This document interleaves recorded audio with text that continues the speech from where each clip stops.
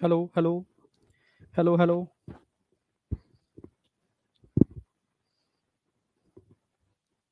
Hello hello बेटा I am Audible.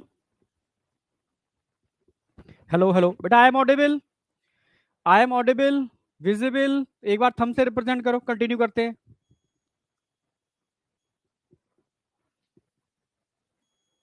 Okay yes. खुश रहो बेटा, खुश रहो, खुश रहो, खुश रहो। कंटिन्यू करते हैं ना। ठीक है, तो कंटिन्यू करते हैं बेटा। ह्यूमन रिप्रोडक्शन हमारा चल रहा था। ह्यूमन रिप्रोडक्शन में हमारे 5 लेक्चर हो चुके हैं और आज हमारा लेक्चर नंबर 6 है। क्लियर है? जिसमें मेल वाला पार्ट कंप्लीट हो चुका है, फीमेल वाला पार्ट कंप्लीट हो चुका है और आज स्टार्ट करने वाले हैं गैमीटोजेनेसिस, जिसमें हम कवर करेंगे स्पर्मेटोजेनेसिस एंड oogenesis। क्लियर है बिल्कुल? तो लास्ट लेक्चर तक का तो एकदम क्लियर होगा। मैंने मेमोरी ग्लैंड और वॉल्वा वाला पार्ट पूरा करा दिया था। ठीक है, यानी फीमेल वाला पार्ट लगभग पूरा करा दिया था मैंने। लैक्टेशन भी करा दिया था और लैक्टेशन में मुझे नहीं लगता आपको कोई डाउट होगा, जो एक न्यूरो एंडोक्राइन मैकेनिज्म है। मैंने बताया भी था। हेलो बेटा, हेलो हेलो हेलो हेलो। ठीक है, हाँ, सुपर, ठीक है, यस सर, ठीक है। हाँ, good afternoon all of you, सभी को नमस्कार। ठीक है, कंटिन्यू करें। हाँ, तो न्यूरो एंडोक्राइन मैकेनिज्म है जिसमें मैंने बताया भी था, जब बेबी मिल्क को सक करता है, ठीक है, उस समय जब मिल्क को सक करता है तो उस समय न्यूरल सिग्नल जाते हैं। कहां पर? ब्रेन के अंदर। ब्रेन में भी कहां पर जाते हैं? Specially hypothalamus. और हाइपोथैलेमस से जब सिग्नल इंटरेक्ट करते हैं, ठीक है, तब स्टार्ट होता है एंडोक्राइन मैकेनिज्म। क्योंकि हाइपोथैलेमस का जो पोस्टीरियर वाला पार्ट है वो ऑक्सीटोसिन रिलीज करता है। एंटीरियर वाला पार्ट, एंटीरियर जो हाइपोथैलेमस पिट्यूटरी के एंटीरियर वाले पार्ट को कंट्रोल करता है। वहां से प्रोलैक्टिन रिलीजिंग हार्मोन निकलते हैं जो पीआरएल को रिलीज करते हैं एंटीरियर पिट्यूटरी से, जो मेमोरी ग्लैंड में मिल्क के फॉर्मेशन को इंड्यूस करेंगे और ऑक्सीटोसिन मिल्क के इजेक्शन इजेक्शन रिलीज होने को इंड्यूस करेगा। यहां आकर के ये मैकेनिज्म कंप्लीट होती है, इसलिए इसको बोलते हैं न्यूरो एंडोक्राइन मैकेनिज्म। तो यहां तक कोई डाउट?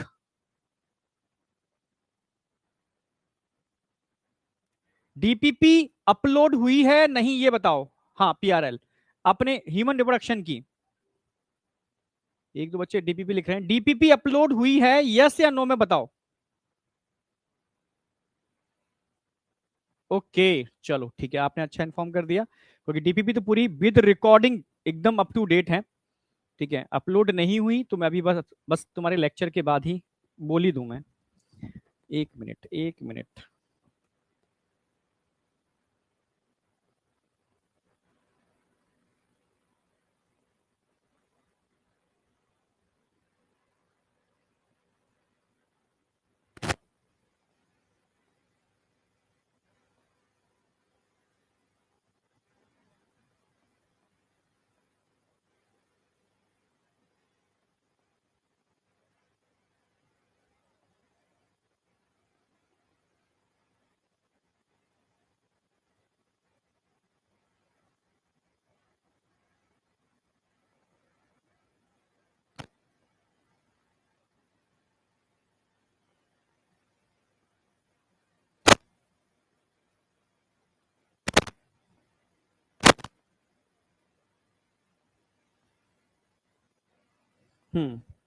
मोस्ट प्रोबेबली लेक्चर खत्म होते होते सारी डीपीपी अपलोड हो जाएंगी, मैंने मैसेज डाल दिया है। ठीक है,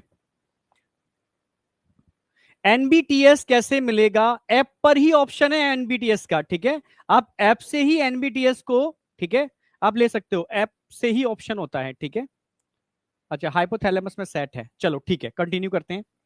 हाँ, और सारे डीपीपी के सॉल्यूशन भी, डीपीपी के सारे सॉल्यूशन आपके अपडेट हो चुके हैं। ठीक है, अपलोडिंग हो सकता है आज या कल में सारी अपलोडिंग हो जाए। ठीक है, बोल दे रहा हूं, मैंने सारे डीपीपी के सॉल्यूशन कंप्लीट कर दिए हैं। अपलोडिंग हो रही है, तो आज कल में आपको कंप्लीट डीपीपी के सॉल्यूशन मिल जाएंगे अप टू डेट जो लेक्चर चल रहा है, इंक्लूडिंग ह्यूमन रिप्रोडक्शन। क्लियर है? बता दे रहा हूं क्या क्या चीज मैं अपना बैकलॉग कवर कर रहा हूं। ठीक है, क्योंकि फ्रैक्चर हुआ था वो 1 डेढ़ महीना, उसमें सब गड़बड़ हुआ। ठीक है, और आज तक के, ठीक है, फिर पीएनएस एसएनएस कुछ हो गए थे, कुछ और अपलोड हो जाएंगे, वो एकदम आपका एकदम प्रॉपर रहेगा। ठीक है, और अब हमें फोकस करना है टोटली जो आगे आने वाले टेस्ट हैं उन पर, ठीक है। अपना जो 11th वाला पार्ट है उसको एक रिवीजन स्ट्रेटेजी बना रहे हैं हम, और तरुण सर तो बना ही रहे हैं, ठीक है, बायोलॉजी वाली, ठीक है। उसमें केमिस्ट्री और फिजिक्स भी हम इंक्लूड करेंगे, तो मिला मिला करके उस स्ट्रेटजी को भी हम अनाउंस कर देंगे कैसे क्या करना है उसके अंदर आपके लिए, ठीक है।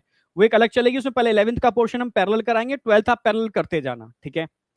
आप समझ रहे हो, तो वो अपना एक चलता रहेगा। द्रोणा सीरीज, संजीवनी अपनी एंड हो चुकी है, मेरा वाला पार्ट एंड है, सिर्फ 2 लेक्चर बचे हुए हैं, ठीक है, कोऑर्डिटा वाले, जो मैं हो सकता है कल और परसों मेरा टर्न है, वो अप टू डेट हो जाएगा। और द्रोणा के अंदर 3 चैप्टर हैं, ठीक है, जिनको रिवीजन करना है एनसीईआरटी लाइन वाइज लाइन, वो वहां से कवर कर लेंगे।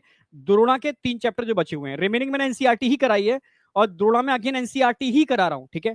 तो वो वाला पार्ट आप रिवीजन करना चाहते हो वहां से कर सकते हो, ठीक है, ठीक है। और अब हम बात कर रहे हैं 12th वाले पोर्शन की। मैं सिर्फ 2 महीने मांग रहा हूं आपसे, 2 महीने में 12th का सारा पोर्शन, ठीक है, यहां से ऐड कर दूंगा, ये गारंटी है, ठीक है। और फिर हम डट के, हम और आप मिलके सिर्फ और सिर्फ क्वेश्चन प्रैक्टिस करेंगे, जिससे कि एग्जाम टाइम तक आपके अंदर जितनी भी कमियां हैं वो एकदम रिमूव हो जाए, एकदम परफेक्शन आ जाए, जिससे ये साल फोड़ के मानोगे आप, ठीक है। समझ रहे हो ना? हाँ, मैंने सारी बातें कर ली है, सारी बातें, क्योंकि मेरे यार मन करता है सब आपसे डिस्कस कर लूं सारी चीजें, ठीक है। साउंड मिसमैच हो रही है, अब बताओ साउंड कैसी आ रही है? साउंड परफेक्ट है क्या? अच्छा, जूलॉजी में 170, बहुत बढ़िया, बहुत बढ़िया। बस तुम, मुझे पता है तुम परफॉर्म बहुत अच्छा कर रहे हो, करोगे भी। यस सर, ठीक है, 170, ओके, बहुत बढ़िया, super super super super, perfect, perfect है, डन, ठीक है। देखो, इसलिए मैं कहता हूं डरना नहीं चाहिए, ठीक है। कोई चीज अपनी अगर छूट जाती है ना, तो बस अपना डेडिकेशन रखो और लगे रहो, लगे रहो, लगे रहो, कवर कर लेंगे, ठीक है। चलो ठीक है, 180 बस मुझे चाहिए। जूलॉजी में देखो, बायो में 360 बहुत इजी आ जाते हैं, तो प्लीज यार उस पर आप थोड़ा सा फोकस करना, बायो को बहुत स्ट्रॉन्ग कर लेना इस बार, ठीक है।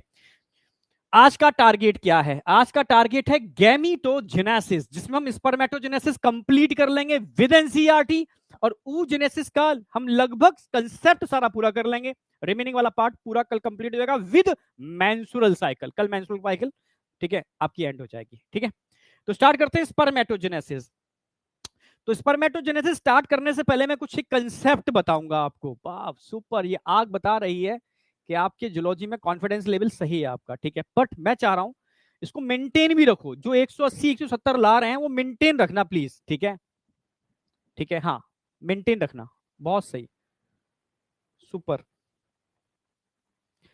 सुपर सुपर बीएमएस, ठीक है। अब वापस आते हैं। सबसे पहले हम बात करते हैं गैमीटोजेनेसिस।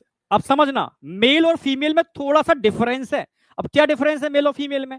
मेल में गैमीटोजेनेसिस प्यूबर्टी, मेल में गैमीटोजेनेसिस प्यूबर्टी, प्यूबर्टी समझते हो ना, परिपक्वता, यानी वही 12 से 13 साल, वही 11 12 13, ये 3 साल होती है, इसमें प्यूबर्टी स्टार्ट होती है।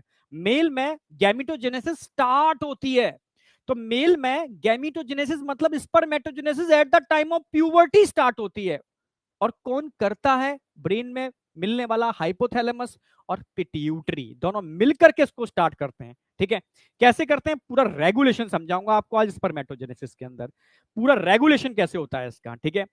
तो एक तो ये बात ध्यान रखनी है आपको, समझ में आ गया। जबकि फीमेल में oogenesis प्यूबर्टी के टाइम पर स्टार्ट नहीं होती, वो प्यूबर्टी से पहले, जन्म लेने से पहले, दुनिया में आने से पहले ही स्टार्ट हो जाती है। सोचो क्या नेचर का कंसेप्ट है, यानी oogenesis जन्म लेने से पहले स्टार्ट हो जाती है फीमेल में, जन्म लेने से पहले, यूट्रस के अंदर, समझ रहे हो, यूट्रस के अंदर ही स्टार्ट हो जाती है फीमेल चाइल्ड के अंदर, जबकि मेल के अंदर at the time of puberty.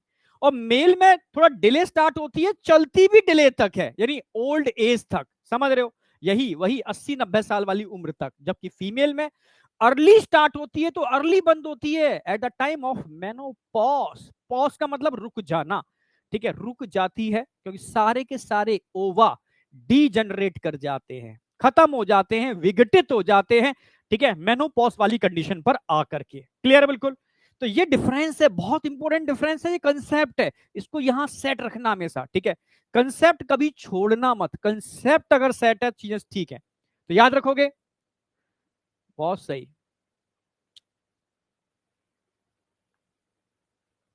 NCERT clip के साथ पढ़ा रहा हूं, बिल्कुल। अभी देखो मैंने यहाँ स्पर्मेटोजेनेसिस पढ़ाऊंगा, तुरंत एनसीईआरटी क्लिप लगा दी है मैंने स्पर्मेटोजेनेसिस की, फिर oogenesis, एनसीईआरटी क्लिप लगा दी है oogenesis की। अब थोड़ा 12th वाला पोर्शन में अलग स्ट्रेटेजी से लेकर चल रहा हूं, जिसको पूरी NCERT line by line conceptual revise करनी है वो द्रोणा से कर लेगा, ठीक है।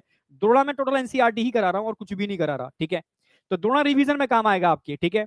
3 चैप्टर बचे हुए हैं, ह्यूमन रिप्रोडक्शन, रिप्रोडक्टिव हेल्थ और ह्यूमन हेल्थ एंड डिसीज, वो द्रोणा में करा रहा हूं। हार्डली बड़े चैप्टर 2 लेक्चर, छोटा चैप्टर 1 लेक्चर, टोटल मेरे द्रोणा में 5 लेक्चर जाएंगे, जिसमें आपका रिवीजन वाला पार्ट जब भी आप रिवीजन करोगे ना द्रोणा से कर लेना, ठीक है। वापस आते हैं, वापस आते हैं। अब फोकस इधर करो, एकदम फोकस। अब जब मेल के अंदर जो प्यूबर्टी पर स्टार्ट होती है, तो पूरी स्पर्मेटोजेनेसिस को, बेसिक तो मैंने बताया था, एक स्पर्म को बनने में अप्रोक्सीमेटली 65 से 75 डेज लगते हैं, समझ रहे हो?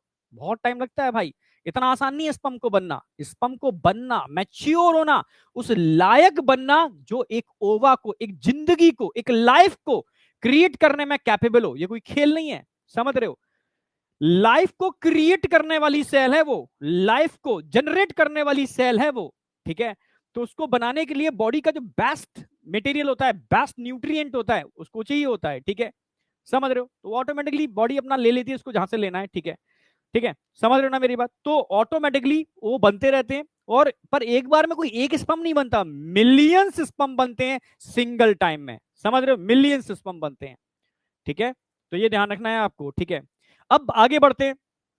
पूरी प्रक्रिया को, स्पर्मेटोजेनेसिस की पूरी प्रक्रिया को हमने 2 पार्ट में डिवाइड किया है। एक को बोलते हैं स्पर्मेटोसाइटोजेनेसिस। क्या बोलते हैं? स्पर्मेटोसाइटोजेनेसिस। साइटोजेनेसिस, जिसमें साइटोप्लाज्म कंटिन्यू डिवाइड करता रहता है, साइटोप्लाज्म कंटिन्यू डिवाइड करता रहता है, माइटोटिक डिवीजन होती है जिसके अंदर। स्पर्मेटोसाइटोजेनेसिस, जिसमें माइटोटिक डिवीजन करके सेल अपने को मेंटेन करते हैं, और एक होती है spermiogenesis. So it is also called spermateliosis, मियोजेनेसिस।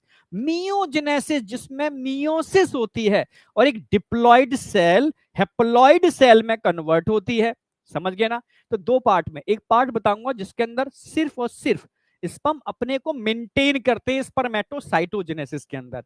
Spermiogenesis के अंदर मियोसिस होती है और एक डिप्लॉइड सेल हैप्लॉइड सेल में कन्वर्ट होती है, क्लियर है बिल्कुल? और वही हैप्लॉइड सेल आगे जाकर के मैच्योर होकर के मेल गैमीट यानी स्पर्म या स्पर्मेटोजुआ में कन्वर्ट होता है, ये होती है स्पर्मियोजेनेसिस। तो करना है स्टार्ट बेटा। अब कंसेप्चुअल समझना, ये एनसीईआरटी की 2 लाइन लिख दी है। टोटल टाइम कितना लगता है मैंने बता ही दिया इसका। टोटल जो ड्यूरेशन है, टोटल ड्यूरेशन है इसका, ठीक है, 65, अरे हाँ 65 से 75 डेज का होता है। प्यूबर्टी के टाइम पर स्टार्ट होती है spermatocytogenesis. It is a formation of spermatid from spermatozoa, समझ रहे हो? अच्छा अच्छा अच्छा, साइटोजेनेसिस। साइटोजेनेसिस का मतलब है जिसके कंटिन्यू डिवीजन ऑफ साइटोप्लाज्म, लिख देता हूं उसका मतलब, ठीक है। यहां पर क्या हो रहा है? Division of cytoplasm. Cytogenesis, cytogenesis में क्या होता है? Division of cytoplasm, division of cytoplasm, ठीक है। डिवीजन ऑफ साइटोप्लाज्म मियोसिस में भी होता है और माइटोसिस में भी होता है, जिसमें माइटोसिस होती है पहले, माइटोसिस, और फिर होती है मियोसिस, मियोसिस, ठीक है, ये दोनों ही होती हैं। साइटोप्लाज्म, डिवीजन ऑफ साइटोप्लाज्म याद रखो, ये बस एक लाइन है। साइटोजेनेसिस, ठीक है। स्पर्मेटोसाइटो, साइटो का मतलब है साइटोप्लाज्म जिसके अंदर कंटिन्यू डिवाइड कर रहा है, और साइटोप्लाज्म की डिवीजन माइटोसिस में भी होती है, मियोसिस में भी होती है। अच्छा, दूसरी होती है स्पर्मियोजेनेसिस, ठीक है, या स्पर्मेटिलियोसिस। इसमें क्या होगा? Maturation, maturation of sperm, maturation of sperm. Sperms का जो मैचुरेशन होता है वो स्पर्मियोजेनेसिस या स्पर्मेटिलियोसिस में होगा, स्पर्मियोजेनेसिस या स्पर्मेटिलियोसिस के अंदर, समझ रहे हो ना? तो 2 स्टेप हैं, इनको बहुत तरीके से समझा रहा हूं स्टेप बाय स्टेप। तो सबसे पहले मैं स्पर्मेटोसाइटोजेनेसिस की बात करूंगा, फिर स्पर्मियोजेनेसिस की बात करूंगा, ठीक है। अच्छा, इसको मेटामॉर्फोसिस भी बोलते हैं। क्यों बोलते हैं बताऊंगा मैं इस पर, मेटामॉर्फोसिस, क्योंकि यहां पर स्पर्म की स्ट्रक्चर में बिल्कुल चेंज हो, एक सेल प्रॉपर एक स्ट्रक्चर में कन्वर्ट होगी जिसमें एक हेड होता है, ठीक है, इसमें एक मिडिल पीस होता है जिसके अंदर एक टेल होती है, हेड नेक टेल सब चीजें होती है। तो पूरी मेटामॉर्फोसिस ही चेंज हो जाएगी, सो इट इज कॉल्ड, ठीक है, इस पर, ठीक है, मेटेलियोसिस, जिसमें क्या हो रहा है, ठीक है, मेटामॉर्फोसिस हो रही है। डिटेल में इन दोनों मैकेनिज्म को समझाऊंगा एक एक करके। तो सबसे पहले मैं स्टार्ट करूंगा इस पर metocytogenesis, division of cytoplasm, cytogenesis, division of cytoplasm,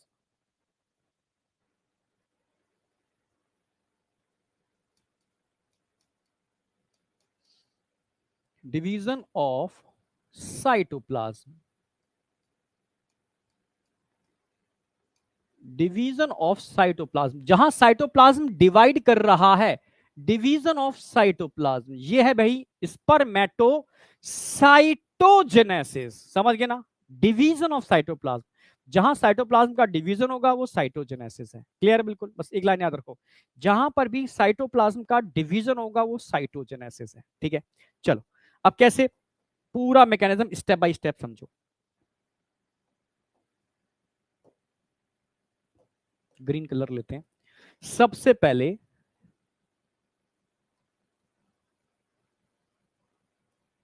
ठीक है,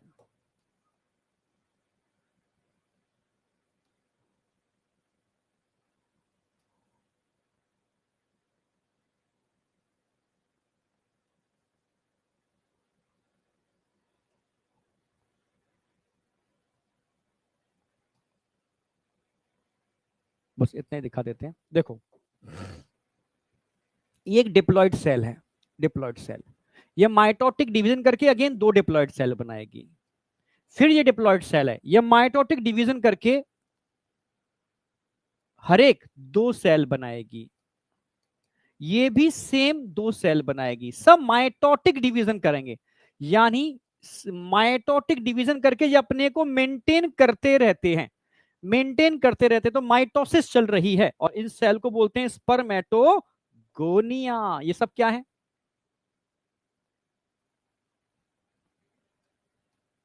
स्पर्मेटोगोनिया, स्पर्मेटोगोनिया कैसे होते हैं, डिप्लॉइड, कितने क्रोमोसोम होते हैं ये आपको पता ही है, 44 प्लस दो सेक्स क्रोमोसोम होते हैं X and Y, total 46 chromosome होते हैं स्पर्मेटोगोनिया में। ये मेंटेन, क्योंकि भी स्पर्म एक दो तो नहीं बनते, स्पर्म मिलियंस बनते हैं, मिलियंस स्पर्म, तो इनको मेंटेन करना है, कंटिन्यू माइटोटिक डिवीजन करके ये मेंटेन रखते हैं अपने को, मेंटेन बाय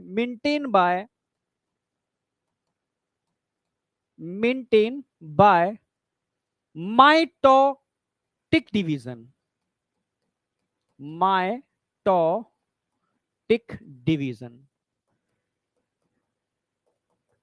ये अपने को माइटोटिक माइटोटिक डिवीजन करके मेंटेन रखते हैं, मेंटेन बाय माइटोटिक डिवीजन, समझ रहे हो, समसूत्री विभाजन भी बोलते हैं हिंदी में, ठीक है, जिसमें क्रोमोसोम नंबर सेम रहता है, ये भी बोलते हैं, ये अपने को मेंटेन रखते हैं, maintain by mitotic division in testes, कहां पर, टेस्टीज के अंदर, इन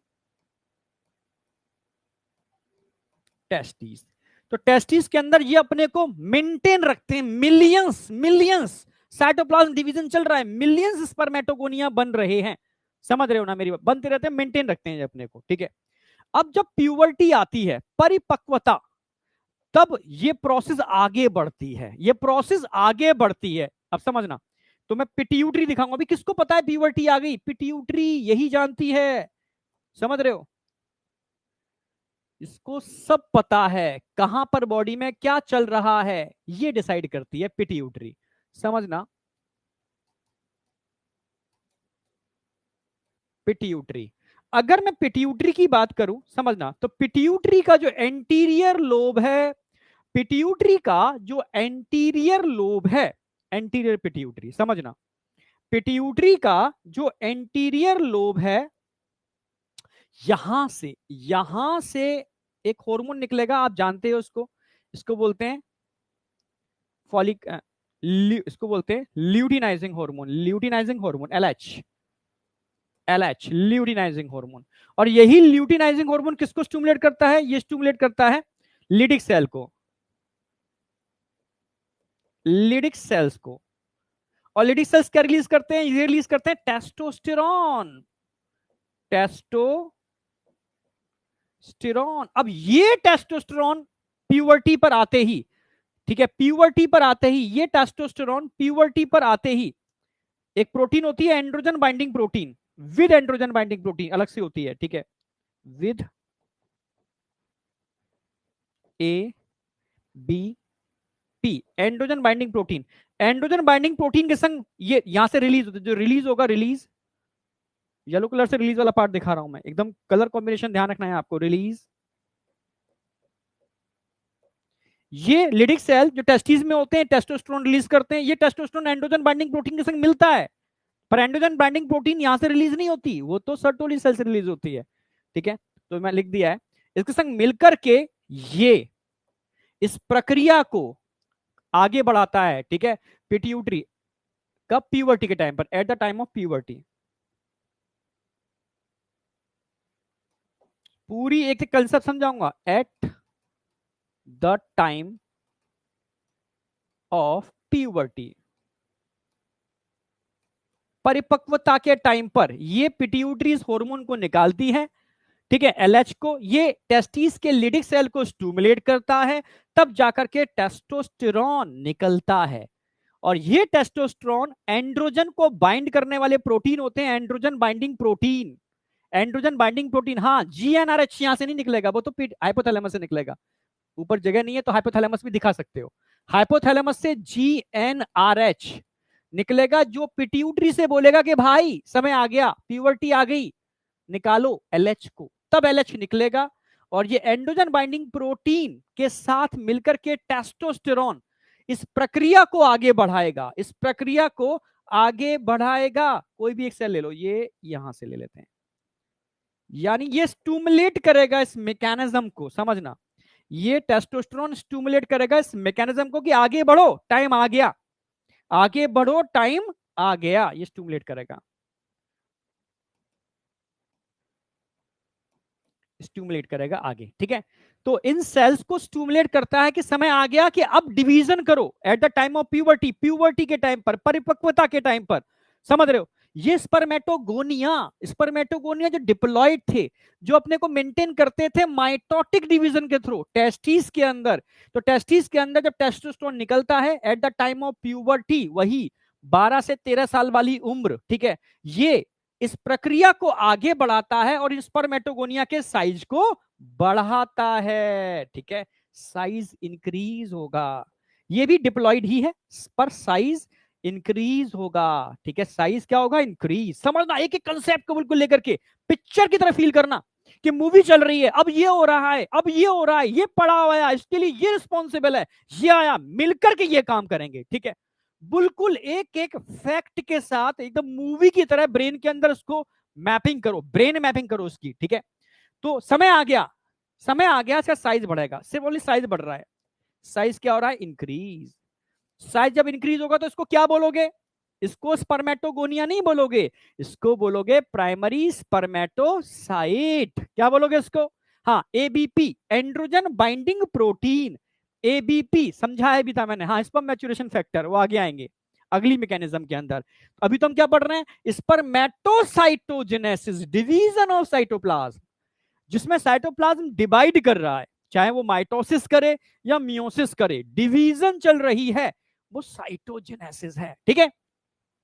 एक एक चीज समझना, फील करना, इसको स्टिमुलेट करेगा, अब मैकेनिज्म आगे बढ़ेगी, साइज बढ़ेगा, और जब साइज बढ़ जाएगा इसको बोलते हैं प्राइमरी स्पर्मेटोसाइट, क्या बोलेंगे इसको, प्राइमरी स्पर्मेटोसाइट। साइज बढ़ जाने के बाद इसको बोलने वाले हैं प्राइमरी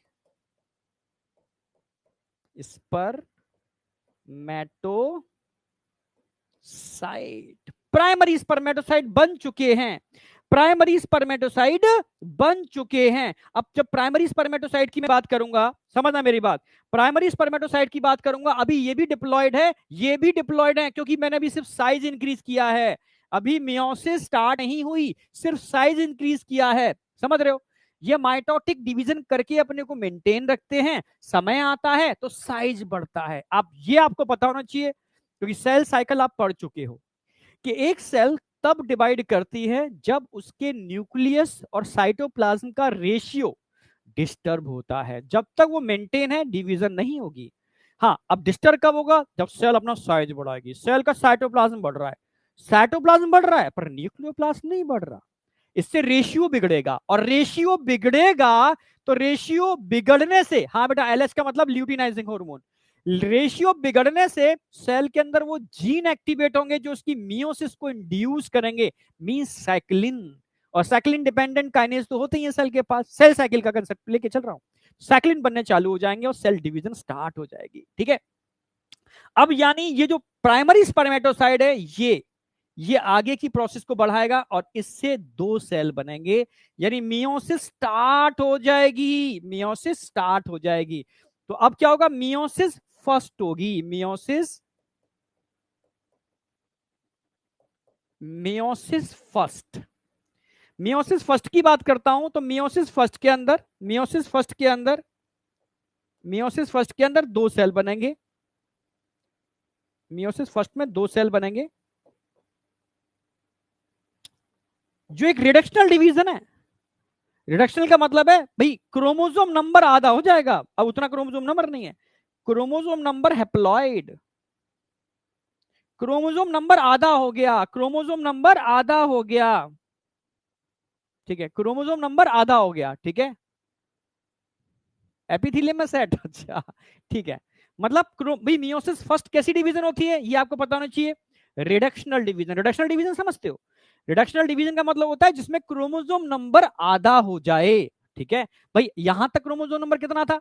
यहां तक 46 क्रोमोसोम थे, 46 क्रोमोसोम थे, जिसको आप ऐसे लिखते हो 44 प्लस एक्स वाई, ये तो आप पर जब से जानते ही हो।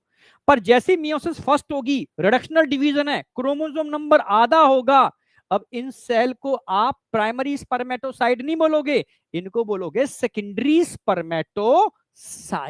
क्या बोलोगे इनको? इनको बोलने वाले हो आप सेकेंडरी स्पर्मेटोसाइट, सेकेंडरी स्पर्मेटोसाइट,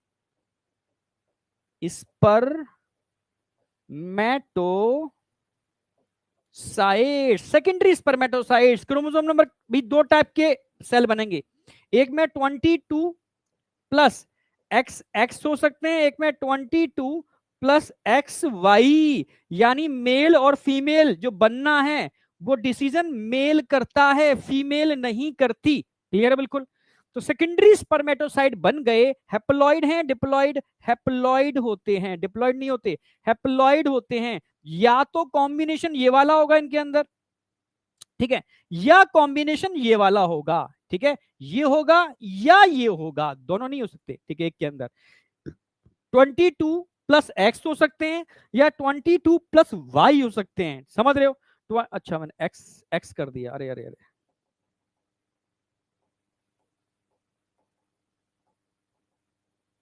हाँ 22 प्लस एक्स 23 हो गए, 22 प्लस वाई, या ये होगा या ये होगा। समझ रहे हो? ये कॉम्बिनेशन हो सकते हैं, ये होगा या ये होगा, ये होगा या ये होगा। हाँ, वाई हमेशा मेल को रिप्रेजेंट करता है, यानी ये गैमीट हमेशा मेल बनाएगा, और ये गैमीट मेल या फीमेल, स्पेशली फीमेल, क्योंकि एक्स है वहां से भी एक्स ही आएगा, ये फीमेल को बनाने रिस्पॉन्सिबल है। यानी मेल बनेगा या फीमेल बनेगा, ये डिसीजन फीमेल कभी नहीं करती, वो दोनों के लिए कॉमन है, ठीक है, एक्स एक्स होते हैं, ये मेल डिसाइड करता है। यानी कंडीशन क्या आएगी यहाँ पर? हैप्लॉइड आएगी, यानी 23 क्रोमोसोम ही होंगे इसके पास, ये होंगे या ये होंगे। ये बात समझ में आई या नहीं आई? रिडक्शनल डिवीजन का मतलब होता है क्रोमोसोम नंबर आधा हो गया, 2n से n हो गया। एक एक चीज क्रिस्टल क्लियर करके समझा रहा हूं, यहां तक बताओ ब्रेन में सेट हुआ या नहीं हुआ? हाँ 22 या तो x होगा, 22 या y होगा, बिल्कुल 22 या तो x होगा या 22 y होगा। यहां तक बताओ सेट हुआ या नहीं हुआ? BMS, बहुत सही। एक एक टर्म को तोड़ के बताऊंगा, एक एक टर्मिनोलॉजी को तोड़ के बताऊंगा, कोई कंसेप्ट छोड़ूंगा नहीं। साइटोजेनेसिस चल रही है, जेनेसिस, जेनेसिस मतलब बनना, साइटोप्लाज्म का बनना, साइटोजेनेसिस चल रही है। समझ रहे हो? स्पर्मेटोसाइटोजेनेसिस चल रही है। समझ रहे हो ना मेरी बात? यहां तक कोई डाउट नहीं होना चाहिए। Division of cytoplasm, spermatocytogenesis, cerebrum में सेट, ये हुई ना बात, फोर ब्रेन में सेट, ये हुई ना बात, एकदम जबरदस्त, सुपर। पूरी बॉडी में सेट, बहुत बढ़िया। चलो ठीक है, सुपर। अब आगे बढ़ रहे हैं, ठीक है, आगे बढ़ रहे हैं, इस प्रक्रिया को आगे बढ़ा रहे हैं, ठीक है। अच्छा, ग्रीन आ गया, कोई नहीं, इसको ब्लैक लेके आते हैं। अब ठीक है, अब देखो, यानी हमारे पास अभी क्या बन चुके थे, अब वापस आ रहा हूं, सेकेंडरी स्पर्मेटोसाइट बन चुके थे, क्या बन चुके थे, सेकेंडरी स्पर्मेटोसाइट। हैप्लॉइड होगा, डिप्लॉइड, हैप्लॉइड होगा, haploid secondary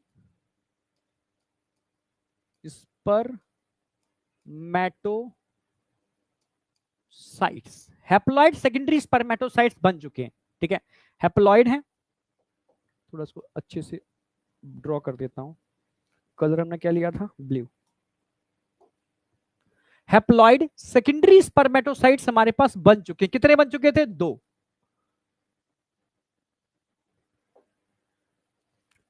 haploid haploid haploid secondary spermatocytes हमारे पास बन चुके हैं। सेकेंडरी स्पर्मेटोसाइट्स, पीछे वाली चीज को मैंने यहां लिख दिया है, बन चुके हैं। सेकेंडरी स्पर्मेटोसाइट्स कैसे होते हैं, हैप्लॉइड।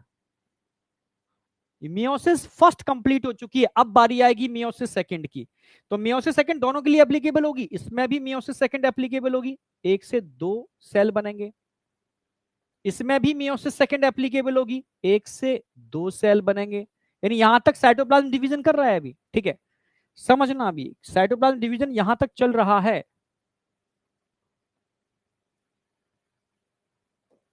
1 से 2, 1 से 2, हाँ ये हो गए।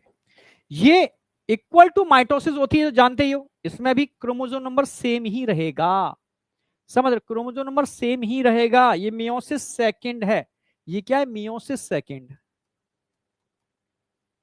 मियोसिस सेकंड है। इसको इक्वेटोरियल डिवीजन बोलते हैं, क्योंकि इसमें क्रोमोसोम नंबर समान रहता है। इक्वेटोरियल डिवीजन, क्रोमोसोम नंबर समान रहेगा, समझ रहे हो ना मेरी बात। यहां पर भी इसको, अच्छा, सेकेंडरी स्पर्मेटोसाइट्स, तो इसको क्या बोलेंगे, इनको बोलेंगे स्पर्मेटिड, स्पर्मेटिड्स। ये स्पर्मेटिड्स हैं, स्पर्मेटिड्स हैं, ठीक है। इसमें क्रोमोसोम या तो 2n+X होगा, या 2n+Y होगा, 2n+X होगा या 2n+Y होगा, और कोई ऑप्शन है ही नहीं। Secondary spermatocytes, equatorial division, spermatid बन चुके हैं, यानी कंटिन्यू साइटोप्लाज्म डिवाइड कर रहा है, साइटोप्लाज्म कंटिन्यू डिवीजन चल रही है, इसको बोलते हैं स्पर्मेटोसाइटोजेनेसिस। साइटोजेनेसिस कंप्लीट हो गई। अब साइटोजेनेसिस के बाद अगली स्टेप होगी, समझना, जिसमें इसकी मेटामॉर्फोसिस, यानी मॉर्फोलॉजी ही चेंज हो जाएगी, पूरी की पूरी मॉर्फोलॉजी ही चेंज हो जाएगी, कायांतरण हो जाएगा, काया का अंतरण हो जाएगा, परिवर्तन हो जाएगा। अब एक नन्ना मुन्ना एक्रोसोम इनके पास होगा, इनके पास एक न्यूक्लियस होगा, इनके पास एक मिडिल पीस होगा, और इनके पास एक प्रॉपर टेल होगी। समझ रहे हो ना मेरी बात, प्रॉपर एक स्ट्रक्चर बनेगा इनका, प्रॉपर एक स्ट्रक्चर बनेगा। ये इनकी काया ही परिवर्तित हो गई, समझ रहे हो, रूपांतरण हो गया इनके अंदर, समझ रहे हो ना मेरी बात।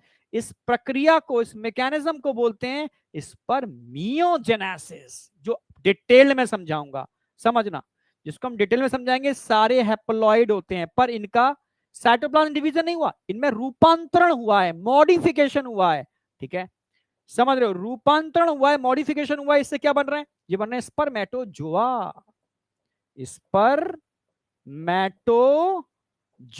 जिनको हम स्पम भी बोलते हैं, स्पम्स,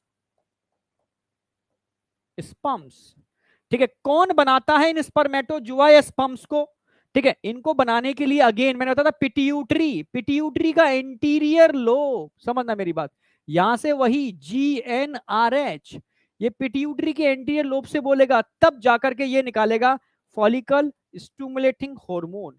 और ये फॉलिकल स्टिमुलेटिंग हार्मोन FSH किसको स्टिमुलेट करेंगे, सर्टोली सेल, सर्टोली सेल्स। और ये सर्टोली सेल निकालेंगे sperm maturation factor factor, sperm maturation factor, ये स्पर्म मैच्योरेशन फैक्टर इस प्रक्रिया को कराएंगे, इस प्रक्रिया को कराएंगे जिसको हम बोलते हैं स्पर्मियोजेनेसिस। स्पर्मियोजेनेसिस क्या बोलते हैं इसको? स्पर्मियोजेनेसिस या मेटामॉर्फोसिस भी बोल सकते हो, मेटामॉर्फोसिस। ठीक है, स्पर्मियोजेनेसिस पर या मेटामॉर्फोसिस, इसमें होता क्या है? Maturation of sperm, maturation of sperm. इसमें साइटोप्लाज्म डिवाइड कर रहा है? नो, इसमें साइटोप्लाज्म का डिवीजन नहीं हो रहा, सिर्फ मॉडिफिकेशन हो रहा है। जहां तक साइटोप्लाज्म का डिवीजन हो रहा है वहां तक आप टर्म यूज करोगे स्पर्मेटोसाइटोजेनेसिस, और जहां सिर्फ रूपांतरण हो रहा है, मॉडिफिकेशन हो रहा है, उसके लिए फॉलिकल स्टिमुलेटिंग हार्मोन होगा जो सर्टोली सेल को स्टिमुलेट करेगा, तब स्पर्म मैच्योरेशन फैक्टर निकलेंगे जो इस रिमेनिंग प्रोसेस को कंप्लीट करेंगे, जिसको बोलते हैं स्पर्मियोजेनेसिस। स्पर्मियोजेनेसिस क्या कर दिया मैंने? स्पर्मेटिलियोसिस, अरे मेटिलियोसिस और मियोजेनेसिस एक ही तो बात है। तुम क्या देखो, स्पर्मियोजेनेसिस या स्पर्मेटिलियोसिस एक ही बात होती है बेटा। अच्छा, मैंने कुछ 2n प्लस कर दिया क्या? एक ही चीज होती है। क्रोमोसोम नंबर क्या कर दिया मैंने? 2n। अच्छा 2n लिख दिए हैं, अच्छा अच्छा अच्छा, 2n नहीं 23 लिखने थे, 23। 2n नहीं है, 23 है, 23 प्लस एक्स या 23 प्लस वाई। ठीक है, 2n नहीं 23, वो पेन चल गया, ठीक है कोई नहीं। 23 प्लस एक्स होंगे और 23 लिख दिए यार, क्या कर रहा हूं। 22 प्लस एक्स होंगे या 22 प्लस वाई होंगे। ठीक है, इधर देखो, गलत इधर तो गड़बड़ नहीं कर दिया कहीं? हाँ 22 लिखा है, ठीक है ठीक है। कभी कोई कोऑर्डिनेशन कोऑर्डिनेशन, माउस से कुछ निकल रहा है, हाथ कुछ और काम कर गया, ठीक है कोई नहीं, ठीक है। तो 22 प्लस एक्स या 22 प्लस वाई, 23 हो गए ना टोटल, ये भी 23 हो गए, ये भी 23 हो गए, टोटल 46 क्रोमोसोम होते हैं, ठीक है, एक डिप्लॉइड सेल के अंदर। पर गैमीट के अंदर ओनली 22+1 यानी 23 सेल होते हैं, 23 क्रोमोसोम होते हैं, ठीक है। तो हैप्लॉइड कंडीशन आ चुकी है, हैप्लॉइड कंडीशन आपके पास आ चुकी है। स्पर्मेटोजोस्पर्म दो प्रकार के होंगे, एक ऐसे जिनमें 22 प्लस एक्स होंगे और कुछ ऐसे जिनमें 22 प्लस वाई होंगे क्रोमोसोम। अब बताओ समझ में आया नहीं आया? Sperm maturation factor Ritu Shah लिख रही है सर क्या होता है? इसका मतलब आपने ये चैप्टर मेरे से स्टार्टिंग से नहीं पढ़ा, ठीक है। ऑलरेडी पहले ही मैं समझा चुका हूं स्पर्म मैच्योरेशन फैक्टर के बारे में, चैप्टर के स्टार्टिंग में, ठीक है। ऑलरेडी पहले ही समझा चुका हूं और डिटेल में समझाऊंगा, अभी और समझाता हूं, ठीक है। यहां तक बताओ कोई डाउट है या नहीं? ये चीज ब्रेन में सेट हुई या नहीं हुई? ब्रेन के सेरिब्रम में सेट हुई या नहीं हुई? अरे वाह, एकदम सेट। बीएमएस, ये आग बता रही है कि ब्रेन तो छोड़ो सब जगह सेट हो गई। क्लियर सर, सेरिब्रम में सेट, बहुत सही। चलो, यानी अब इस मैकेनिज्म को डिटेल में पढ़ना है, इस मैकेनिज्म को डिटेल में पढ़ना है, जिसको मेटामॉर्फोसिस बोल सकते हो, ठीक है, जिसको स्पर्मेटिलियोसिस बोल सकते हो, जिसको स्पर्मियोजेनेसिस बोल सकते हो, ठीक है। और जिसको कराने के लिए सर्टोली सेल से निकलने वाला स्पर्म मैच्योरेशन फैक्टर है, जो स्पर्म को मैच्योर कराता है, स्पर्म को परिपक्व कराता है, उसको कायांतरण करता है, उसकी पूरी रूपरेखा ही परिवर्तित कर देता है, चेंज कर देता है, हम उसकी बात करने वाले हैं, ठीक है। अब कैसे होगी ये मैकेनिज्म, इसको डिटेल्ड में समझाएंगे यहां आकर के। स्पर्मियोजेनेसिस या स्पर्मेटिलियोसिस, ठीक है, सबसे लॉन्गेस्ट फेज होती है, मैंने लिख भी दिया है आगे, लॉन्गेस्ट फेज, ठीक है, सबसे बड़ी यही होती है, इसमें बहुत टाइम लगता है स्पर्म के मैच्योरेशन में, उसकी काया, इसके मतलब रूप ही चेंज हो गया, ठीक है। देखो स्टार्टिंग में स्पर्म कैसा होता है, स्टार्टिंग का मतलब है कन्वर्जन होगा। स्पर्मेटिड कैसा होता है? स्पर्मेटिड, ये स्पर्मेटिड है, समझना, ये स्पर्मेटिड है,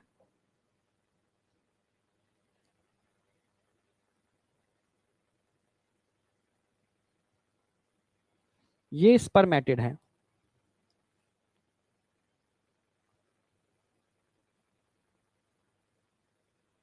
ये स्पर्मेटिड है,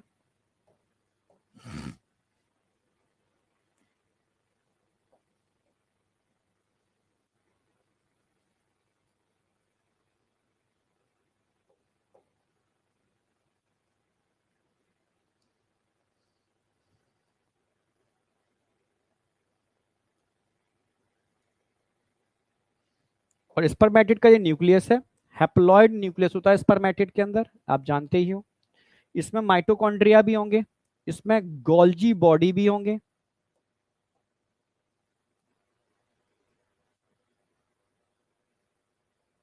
गोल्जी वेसाइकल्स भी होते हैं, इसके अंदर माइटोकॉन्ड्रिया भी होगा, इसमें सेंट्रियोल भी होंगे, सेंट्रियोल, इसमें माइटोकॉन्ड्रिया भी होगा।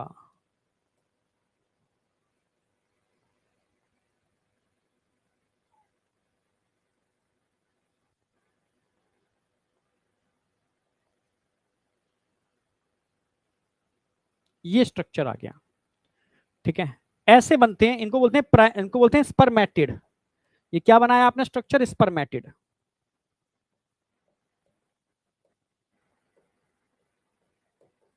स्पर्मेटिड्स। और ये स्ट्रक्चर किसका बना है, स्पर्मेटोजोआ, स्पम।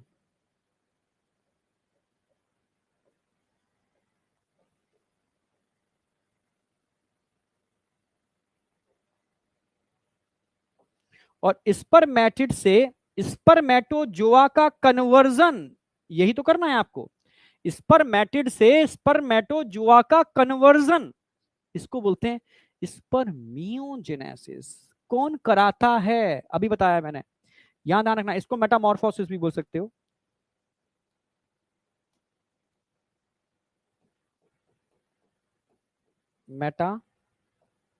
मेटामॉर्फोसिस हो रही है, या स्पर्मियोजेनेसिस हो रही है, या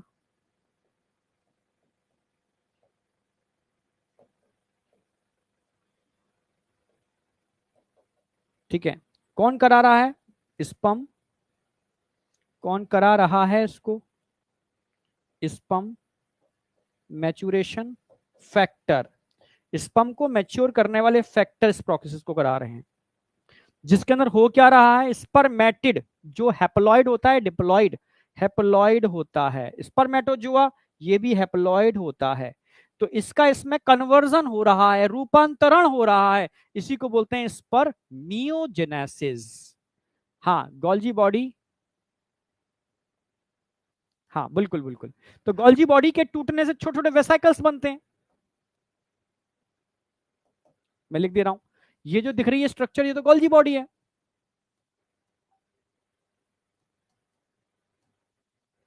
गोल्जी बॉडी है, ये न्यूक्लियस दिख रहा होगा आपको, ये सेंट्रियोल दिख रहे हैं, सेंट्रियोल। ये माइटोकॉन्ड्रिया दिख रहा होगा आपको, माइटोकॉन्ड्रिया, माइटोकॉन्ड्रिया। ये साइटोप्लाज्मिक ऑर्गेनिल्स हैं भाई, cytoplasmic organelles is present in spermatid, spermatid में मिलने वाले साइटोप्लाज्मिक ऑर्गेनिल्स। तो अब स्टार्ट करते हैं स्पर्मियोजेनेसिस। मियोजेनेसिस, रेड कलर लेता हूं उसके लिए मैं, ठीक है। मियोजेनेसिस। अब इस पर मियोजेनेसिस में होगा क्या, स्पर्म बनेगा। कैसे बनेगा, अब देखो। सबसे पहले, सबसे पहले जो गोल्जी बॉडी है वो स्पर्म का कौन सा पार्ट बनाएंगे, क्वेश्चन आएगा।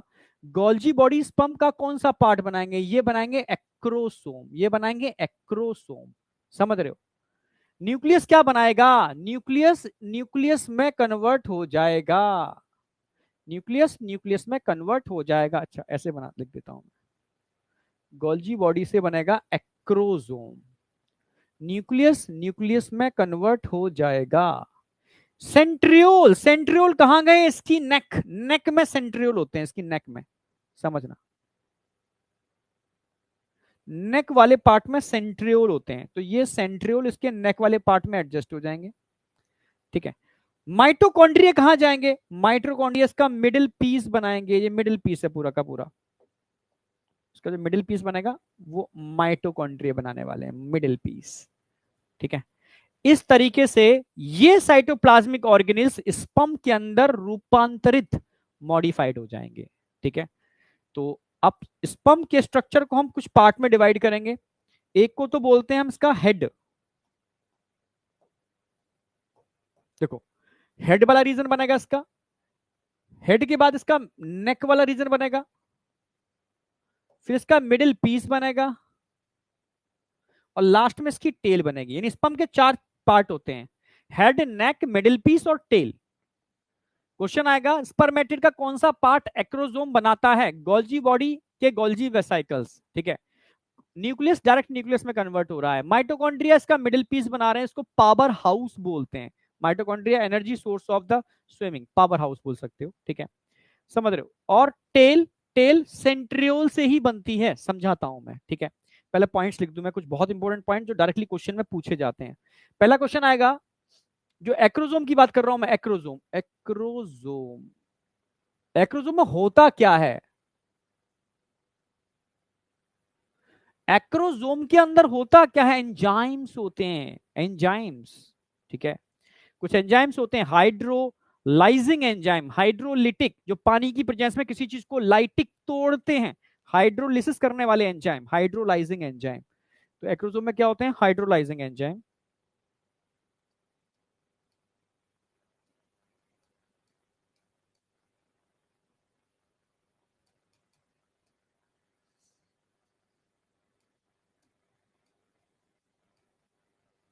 अच्छा, इन हाइड्रोलाइजिंग एंजाइम को एक नाम से एनसीईआरटी बोलती है, इस नाम पर ही क्वेश्चन आता है, इसको क्या बोलते हैं? Sperm lysine, sperm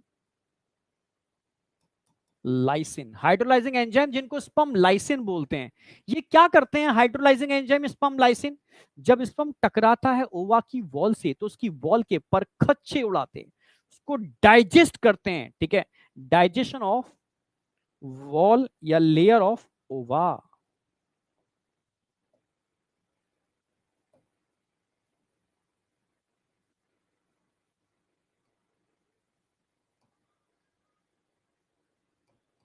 digestion of layers of ओवा।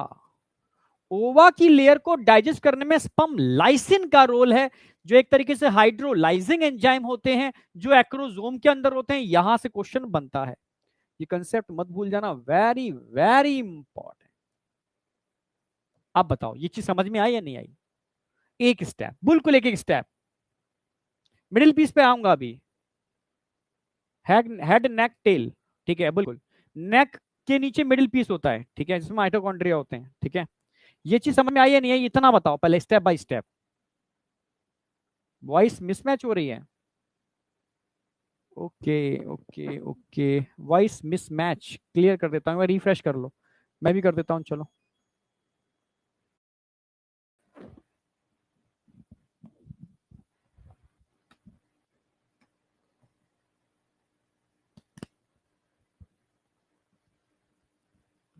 अब बताओ, अब वॉइस कैसी है? वॉइस बताओ अब कैसी है?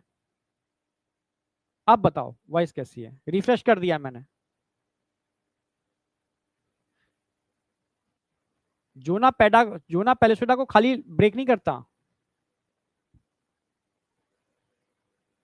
स्पम लाइसिन, हाँ, zona pellucida, corona radiata, hydro hyaluronic acid, इन सब को ब्रेक करने में हेल्प करते हैं sperm lysine, sperm lysine.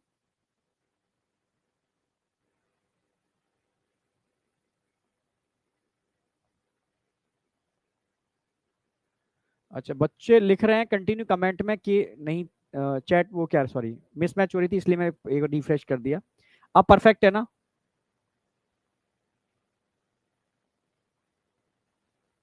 Perfect है, ठीक है, चलो अब आ जाते हैं, आगे बढ़ जाते हैं। परफेक्ट है, ओके, चलो ठीक है ठीक है ठीक है, एक बार रिफ्रेश कर दिया, कोई नहीं, ठीक है। अब बात करते हैं, यहां तक कोई डाउट है? ये बताओ, स्पम लाइसिन तक कोई डाउट है किसी को भी? हाँ, स्पम लाइसिन तक डाउट नहीं होना चाहिए।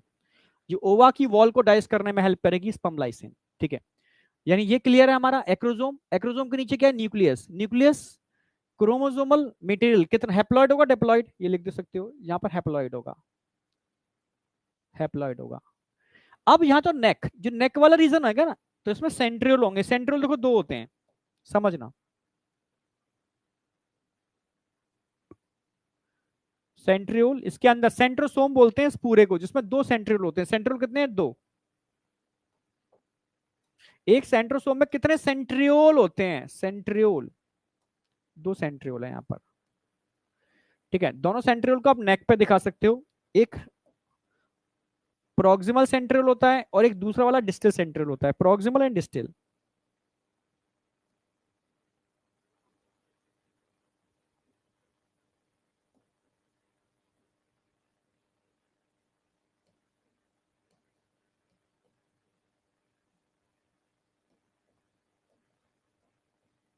Proximal centriole and distal centriole, proximal centriole and distal centriole, ठीक है।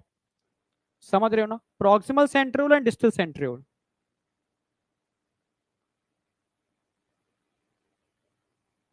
नो डाउट, डीएनए में सेट, बहुत सही। चलो देखो, प्रॉक्सिमल सेंट्रियोल कहां होगा? प्रॉक्सिमल सेंट्रियोल जो दिख रहा है आपको, यहां दिख रहा है ना, जो आपको विजुलाइज हो रहा है, ये प्रॉक्सिमल सेंट्रियोल है, ठीक है। प्रॉक्सिमल सेंट्रियोल, ये जो सेंट्रियोल है ना प्रॉक्सिमल वाला, ये ओवा में एंटर करता है। Enter in ova during fertilisation, यही ओवा में एंटर करेगा। Enter in ova during fertilisation, enter in ova during fertilization, during fertilization. Fertilization के टाइम पर जो ओवा के अंदर प्रवेश करेगा वो प्रॉक्सिमल सेंट्रियोल है। तो सर डिस्टल सेंट्रियोल कहां गया?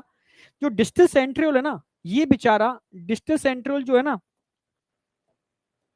ये बेचारा रहता ही नहीं है, ये फिलामेंट में कन्वर्ट हो जाता है, axial filament.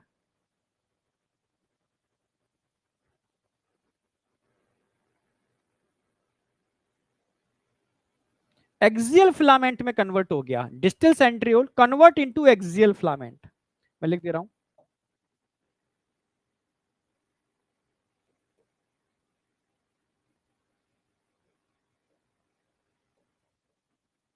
Convert into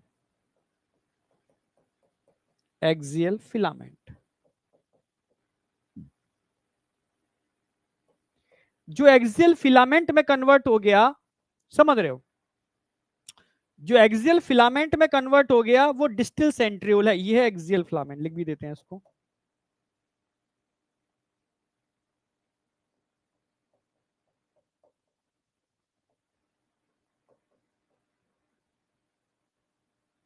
axial filaments, जो एक्सियल फिलामेंट्स में कन्वर्ट हो गया वो है डिस्टल सेंट्रियोल। समझ रहे हो? कन्वर्ट इनटू एक्सियल फिलामेंट, जो एक्सियल फिलामेंट में कन्वर्ट हो गया वो है डिस्टल सेंट्रियोल। समझ रहे हो ना मेरी बात? और प्रॉक्सिमल सेंट्रियोल ऑलरेडी दिख ही रहा है आपको, ऊपर वाला जो न्यूक्लियस के पास है वो प्रॉक्सिमल, जो न्यूक्लियस के दूर है फिलामेंट में कन्वर्ट हो गया है डिस्टल, ठीक है।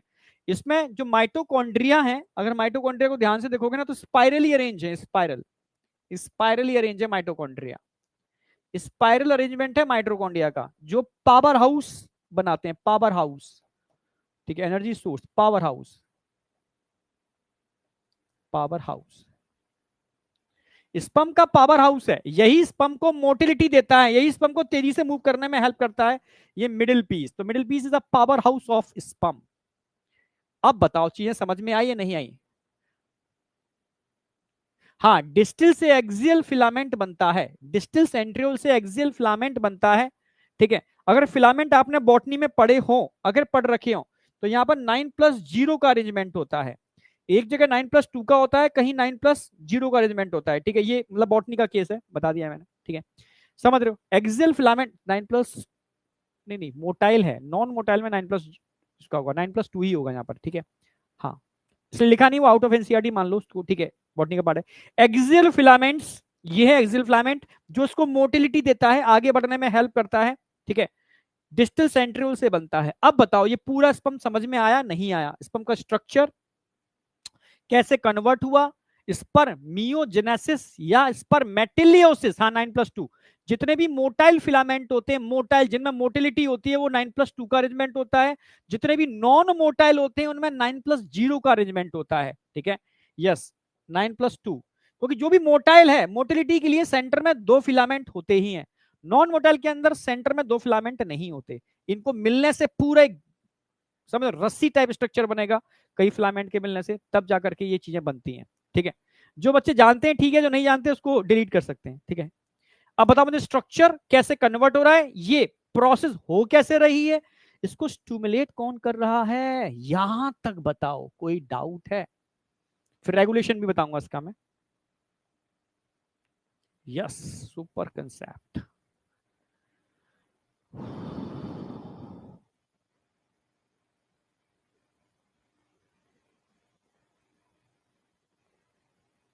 बहुत बढ़िया, क्रिस्टल वाला क्लियर, ब्लड में सेट। ओके, बहुत बढ़िया, सुपर, समझ में आ गया, मस्त। हाँ बेटा, इसको बनाना है, समझ रहे हो? जो भी चीज मैं, देखो मैं आपके नोट्स बना के दे रहा हूँ आपको प्रॉपर वे में, बहुत तरीके से नोट्स बनाता हूँ मैं, ठीक है। मतलब समझो कि बहुत सारे पब्लिशर हैं वो नोट्स को मतलब प्रिंट निकलवा के छापने के लिए बोल रहे हैं, सर जबरदस्त नोट्स हैं, ठीक है। मतलब हर कोई कहता है कि हाँ इनको प्रिंट निकलवाया जाए, ठीक है, बच्चों को मतलब मैंने करो यार, जिसको जो करना है करो, ठीक है। अपनी तरफ से हर चीज को मैं बहुत तरीके से मतलब व्यवस्थित करके देता हूँ। जैसे कई बच्चे नहीं बना पाते नोट्स, तो उनको डायरेक्टली नोट्स बने हुए मिल रहे हैं, कुछ बच्चे बना सकते हैं तो अपनी हैंड राइटिंग में बनाएंगे, मजा आ जाएगा, ठीक है। समझ रहे हो? और इन नोट्स की इंपॉर्टेंस या तो नीट के एग्जाम वाले दिन समझोगे तुम, ठीक है, पहली इंपॉर्टेंस, पहली बार। और दूसरी बार इंपॉर्टेंस जब सिलेक्शन हो जाएगा, मेडिकल कॉलेज में जाओगे, तब तुम इसकी इंपॉर्टेंस समझोगे, ठीक है। या कई बच्चे जो सिविल की तैयारी करते हैं, ठीक है, उनको बेस कंसेप्ट चाहिए होते हैं सिविल के लिए, जो बायो अपना सब्जेक्ट लेते हैं, ठीक है। कई बच्चे एमबीबीएस करते करते तैयारी भी करते हैं और दो दो जगह पैर रखते हैं, एमबीबीएस भी कर लेते हैं, उधर एमबीबीएस करने के बाद कहीं ना कहीं सिविल में निकल जाते हैं, जो भी है, सबकी अपने में ड्रीम है। बस सीट खराब हो जाती है इधर एमबीबीएस की, वो नहीं करनी चाहिए, ठीक है। तो उनको पता है इनकी इंपॉर्टेंस, क्योंकि कई लोग हैं जो सेलेक्ट हुए हैं, बताते हैं कि बायो से लिया था और आपके नोट्स फॉलो कर रहे हैं हम लोग, ठीक है। बहुत मतलब कंसेप्ट पूरे NCERT line to line clear हो रहे हैं, और एनसीईआरटी सिविल में भी एनसीईआरटी कंसेप्ट ही पूछे जाते हैं, मतलब डायरेक्ट लाइन आउट करके कंसेप्ट उठाते हैं, तो कंसेप्ट आपके दिमाग में जा रहे हैं, मुझे पता है, ठीक है। ओके, ठीक है बेटा, अब आगे बढ़ रहे हैं। अब थोड़ा समझना, मैंने एनसीईआरटी की एक डायग्राम उठाई है, एक एनसीईआरटी का डायग्राम उठाया है, और एक कंसेप्चुअल डायग्राम दिया है, और समझाना चाह रहा हूं कि हो क्या रहा था अब तक जो हम पढ़ रहे थे। ये टेस्टिस के अंदर का स्ट्रक्चर है, समझना, टेस्टिस के अंदर का स्ट्रक्चर है, सर्टोली सेल, सर्टोली सेल की एपिथेलियम है, सर्टोली सेल की एपिथेलियम है, सॉरी सर्टोली सेल बोल गया, ठीक है। सेमिनिफेस्टिब्यूल, सेमिनिफेस्टिब्यूल के अंदर की जो प्रोसेस हो रही है वो समझा रहा हूं, अंदर सेमिनिफेस्टिब्यूल के अंदर, कहीं लिखा है क्या, स्पर्मेटोगोनिया नहीं, अच्छा सेमिनिफेस्टिब्यूल नीचे दे रखा है, नीचे ये प्रोसेस चल रही है, कहां चल रही है, सेमिनिफेस्टिब्यूल, सेमिनिफेस्टिब्यूल के अंदर की प्रोसेस है, समझना थोड़ा अच्छे से, ये अंदर की प्रोसेस है। अंदर क्या चल रहा है सेमिनिफेस्टिब्यूल के अंदर, समझना, थोड़ा समझ, हल्का सा हिंट दे रहा हूं मैं। सबसे पहले स्पर्मेटोगोनियम है जो डिप्लॉयड होते हैं, स्पर्मेटोगोनियम नीचे ये लगे हुए हैं, स्पर्मेटोगोनियम। और साथ में कौन लगे होंगे, सर्टोली सेल, सर्टोली सेल भी डिप्लॉयड सेल होते हैं, सर्टोली सेल ये लगे हुए बेस पर, सर्टोली सेल और स्पर्मेटोगोनियम, समझना। अब स्पर्मेटोगोनियम से पहली सेल जो बनेगी प्राइमरी स्पर्मेटोसाइट डिप्लॉयड होगी, प्राइमरी स्पर्मेटोसाइट डिप्लॉयड होगी, प्राइमरी स्पर्मेटोसाइट में मियोसिस फर्स्ट होगी, सेकेंडरी स्पर्मेटोसाइट बनेंगे हैप्लॉइड होंगे, स्पर्मेटिड बनेंगे हैप्लॉइड होंगे, स्पर्मेटोजोआ बनेंगे हैप्लॉइड होंगे, समझ रहे हो? यानी ये इसमें कन्वर्ट होगा, ये इसमें कन्वर्ट होगा, ये इसमें कन्वर्ट होगा, फिर ये इसमें कन्वर्ट होगा, बिल्कुल स्टेप बाय स्टेप, एक एक चीज क्लियर करके मैंने बताई है, ठीक है। इसकी बात चल रही है, इसकी बात चल रही है, इसकी बात चल रही है, इसकी बात चल रही है, और इसकी बात चल रही है, स्टेप बाय स्टेप। अब बच्चे मुझसे कहते हैं सर स्पर्मेटिड और स्पर्मेटोजोआ एक जैसे ही तो हैं, ये एनसीईआरटी ने क्या गलती कर दी है? नो, एनसीईआरटी ने गलती नहीं की है, एनसीईआरटी ने बहुत कंसेप्चुअल डायग्राम बनाया, बहुत कंसेप्चुअल डायग्राम, ठीक है। जो चीज समझते हैं बच्चे बस वही समझ पाएंगे, हर बच्चा नहीं समझ पाएगा इस कंसेप्ट को। एनसीईआरटी खोल के आप एक बार देखो ये डायग्राम आपको, हाँ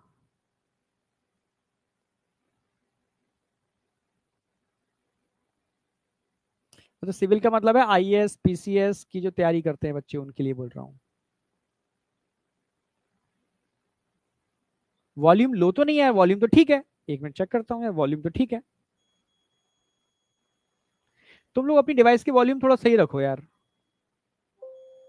यहां से तो वॉल्यूम परफेक्ट है, सही है।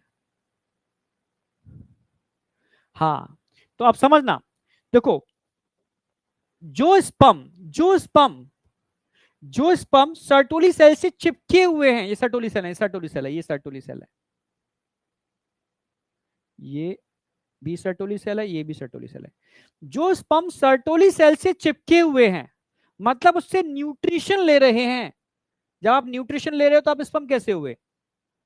जब तक आप न्यूट्रिशन ले रहे हो, डिपेंड हो, तब तक आप स्पर्मेटोजुआ नहीं हो सकते, देखने में चाहे भले एक जैसे हो, पर न्यूट्रिशन ले रहे हो तब तक आप स्पर्मेटिड हो। समझ रहे हो? स्पर्मेटिड की कई स्टेज होती हैं, एक स्टेज नहीं होती।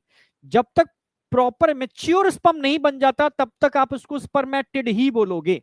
जब तक वो नरिशमेंट ले रहा है तब तक वो स्पर्मेटिड है, जब तक वो नरिशमेंट ले रहा है वो स्पर्मेटिड है, नरिशमेंट ले चुका, अलग हो गया, अब स्पर्मेटोजुआ है। जो स्पर जो स्पर्म स्पर सर्टोली सेल से चिपका हुआ है, जुड़ा हुआ है, देखने में भले ही वो स्पर्म लगे पर वो स्पर्म नहीं है, वो स्पर्मेटिड ही कहलाएगा। क्योंकि स्पर्मेटिड की कई फेज होती हैं, स्टेज होती हैं। देखो, ये भी स्पर्मेटिड है, स्पर्मेटिड मैच्योर हो रहा है, ठीक है, ये अब ऐसा हो गया स्पर्मेटिड, और स्पर्मेटिड अब ऐसा हो गया स्पर्मेटिड, अब लास्ट में स्पर्मेटिड ऐसा होता है, ऐसा ऐसा। जब तक साइटोप्लाज्म चिपका हुआ है, इसका साइटोप्लाज्म इसके साथ है, तब तक स्पर्मेटिड है, भले ही देखने में स्पर्म जैसा लगे, पर साइटोप्लाज्म इसके साथ है तब तक ये स्पर्म नहीं है, ये स्पर्मेटिड है, ठीक है। ये चिपका किससे होता है? ये सर्टोली सेल से। यहां मानो सर्टोली सेल है, ये सर्टोली सेल से नरिशमेंट ले रहा है, ये सर्टोली सेल से नरिशमेंट ले रहा है, सर्टोली सेल से, सर्टोली सेल है।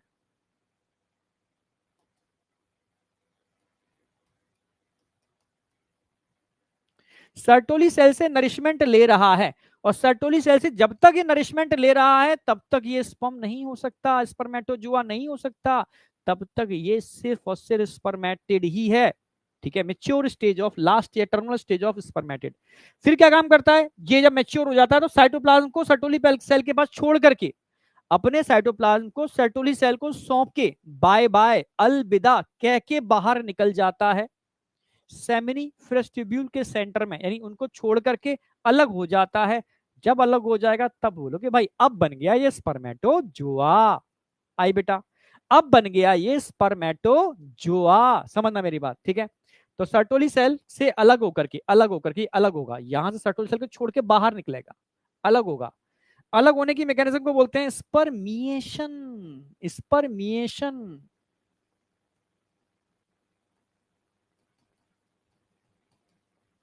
स्पर्मिएशन, ठीक है। इसमें क्या होगा? Removal of cytoplasm.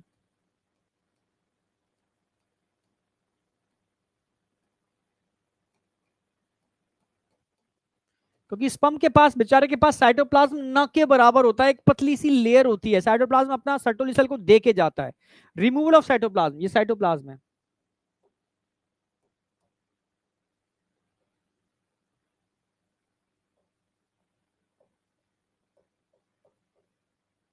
ये अपने साइटोप्लाज्म को छोड़ के जब बाहर निकलता है, ठीक है, समझना, इस मैकेनिज्म को बोलते हैं, मैंने लिख भी दिया है, after spermiogenesis sperm had become embedded in the Sertoli cell and are finally released from the seminal vestibule by the process, release होने की प्रोसेस को क्या बोलते हैं? स्पर्मिएशन।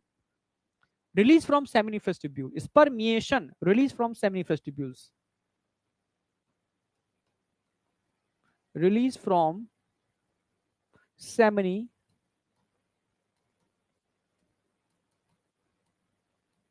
vestibule।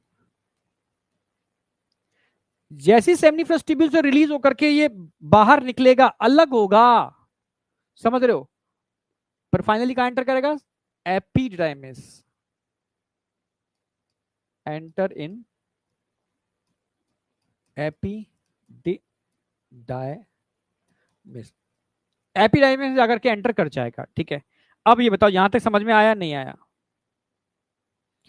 एपिडाइमिस में चला जाएगा, क्योंकि एपिडाइमिस में मैंने बताया था फंक्शनल मैच्योरेशन होता है, मैच्योर तो हो चुके हैं। फंक्शनल मैच्योरेशन कहां होगा? एपिडाइमिस में। किसके लिए? Functional maturation. Functional maturation.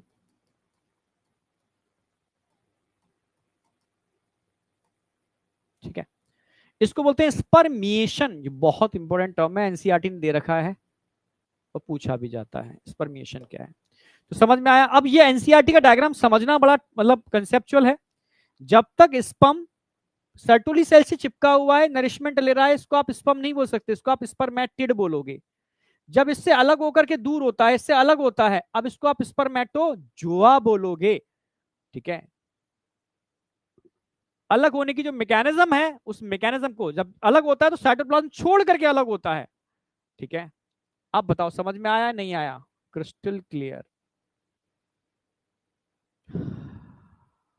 ये कंप्लीट हुआ भाई, ये कंप्लीट हो गया स्पर्मेटोजेनेसिस।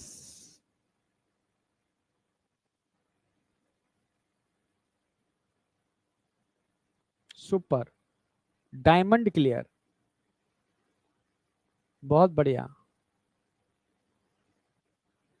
यस, स्पम बन चुका है अब, एकदम सेट गुरुजी।